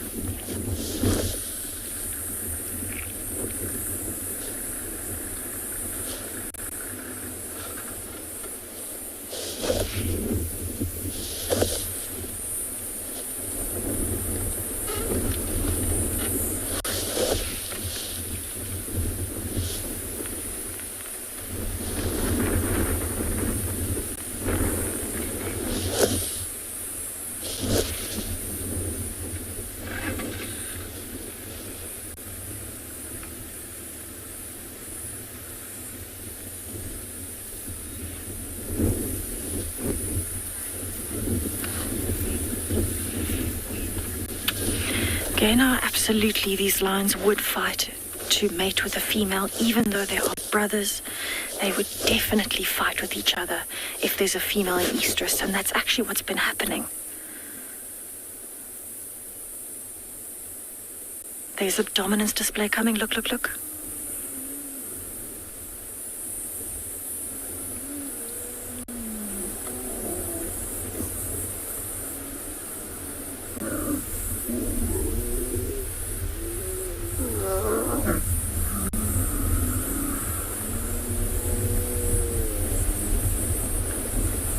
So this is the two of them displaying dominance to each other. They've been doing it regularly to each other for the last maybe 2 months. And this has been because there's a female coming into estrus, and so they're overthrowing each other from that dominance. First it was the darker male that was mating over the younger male, or the lighter male. Now it's swapped. That was actually the younger and blonde male on top of the darker male. And it's just a dominance display. That's all it is. They're just reminding each other who's the boss. So I'm going to go and see if we can follow them.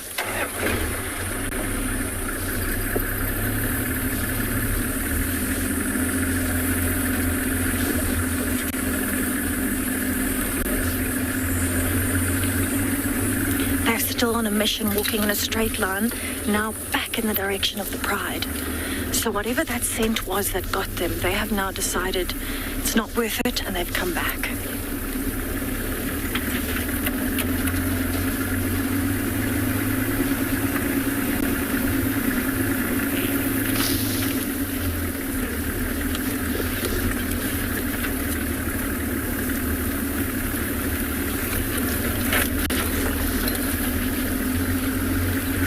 Try and get around the front of them again, and we'll probably see this a few times tonight as they're walking.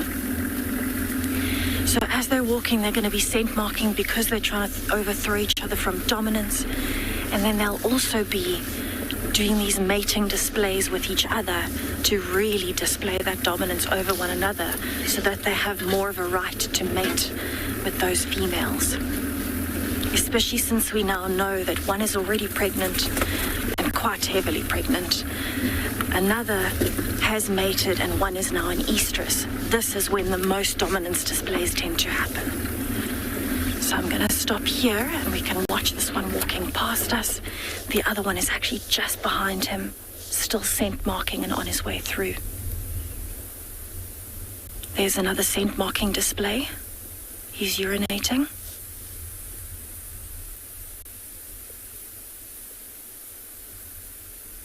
He's actually defecating as well.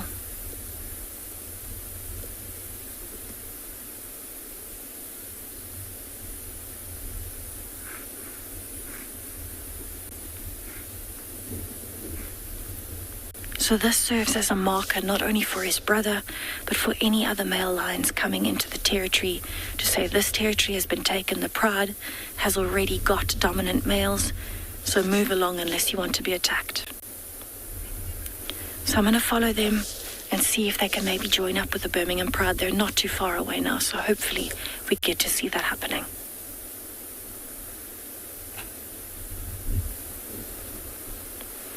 Well, as we expected, Tingana came and has just chased her away. So she ran off. I don't even know where she's gone. I just heard her running behind us. There's not really anything left. He's sniffing around where she is and phlegm and grimacing. But as you can see, she's, I'm afraid, lost out. Not that there is much to lose out on. I mean, it's literally going to be a mouthful for him. He'll eat that pretty quickly. But unfortunately, like I said, it's not really the interaction that we wanted, because she, I think, got a fright and ran quite quickly.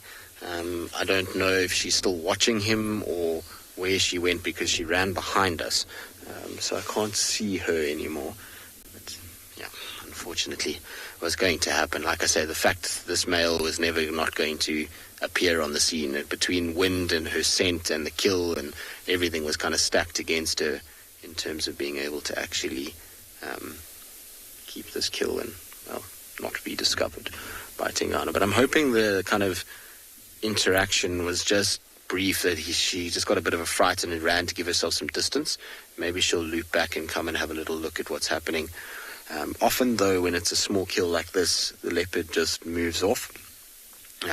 It knows there's not going to be anything left by the time the male is done, and so she doesn't really kind of stay and stick around. I don't know, Marcel, can you see her behind us? I just saw her running behind, but I didn't see where she went. She was kind of full speed with her head and her ears down.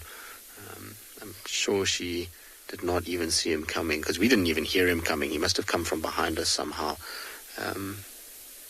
With all the wind, difficult to pick up.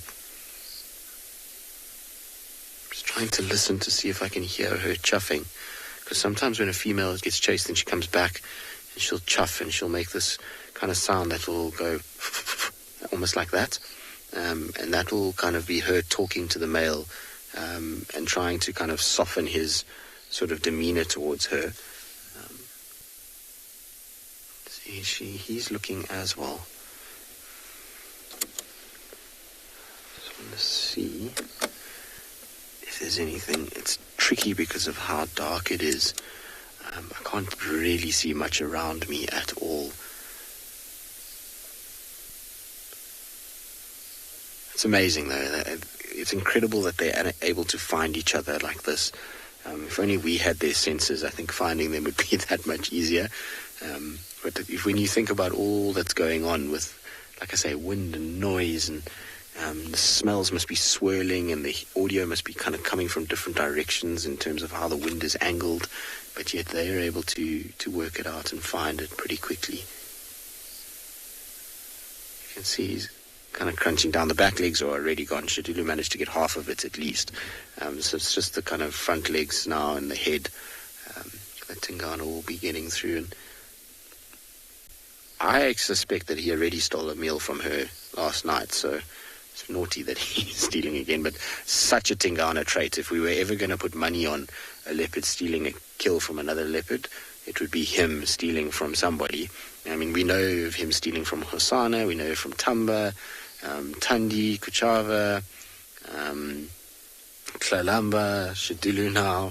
So he's got a long history of thievery, but that's what male leopards do. They all do it. It's not just him. Male leopards are very, very, very good at being able to steal and scavenge and basically survive some of the time off that. And as they get older, they do it a lot more. They become masters at picking up on others and following them around until they find food and then grabbing it. Because even as they get older and they lose a bit of condition, they're still so much bigger than the females that they are able to impose themselves pretty easily. Shame, Shadulu. I'm sorry, girl, that you lost your kill. Especially because Tingy wasn't even in need of one either. His tummy was full still, so he didn't actually need to steal this. But well, that's the way it goes out here. Crazy afternoon. I'm glad that we actually got it in the end, because I thought we might finish up this evening without them coming together. So I'm glad that we actually saw the kind of play out of what's happened. I mean, I know you guys didn't get to see the first the interaction of them, but it wasn't very long. I can tell you it was a 1 second kind of storming in of Tingana and a brr, and then she was running away. So it wasn't a huge amount happening. But I'm glad we actually got to kind of see them come together, because often we kind of talk about it and we say it's going to happen and then it doesn't, and it's always kind of leaves that mystery to it. But it's always good when we when we get to see the kind of final outcome. Epic afternoon, though, with our leopards. We're spoiled this afternoon, considering also the conditions. Often when it's like this, it's difficult to find them. So I'm pretty happy with our afternoons bumble about in Djuma. The leopards certainly have come to the party, and particularly an old legend and an up-and-coming one in the form of Shadulu. But anyway, it is that time where we need to say goodbye to all of you. I hope that you had the most wonderful afternoon across South Africa, at all the various locations, and lots to see. Like I say, as I always say, there's a little bit of something for everyone. But from myself and Marcel in the car, it's been an absolute pleasure, and I'll see you tomorrow morning on our sunrise safari.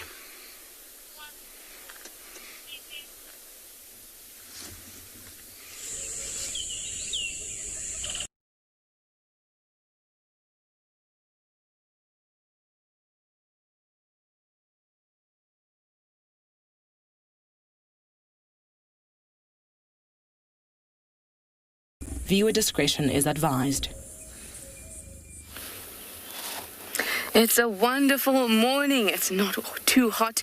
It's lovely and there's lots of cloud cover, and we're excited. I hope that you are too. So grab your bird lists, grab your binoculars, and jump on board for your live safari through the African bush.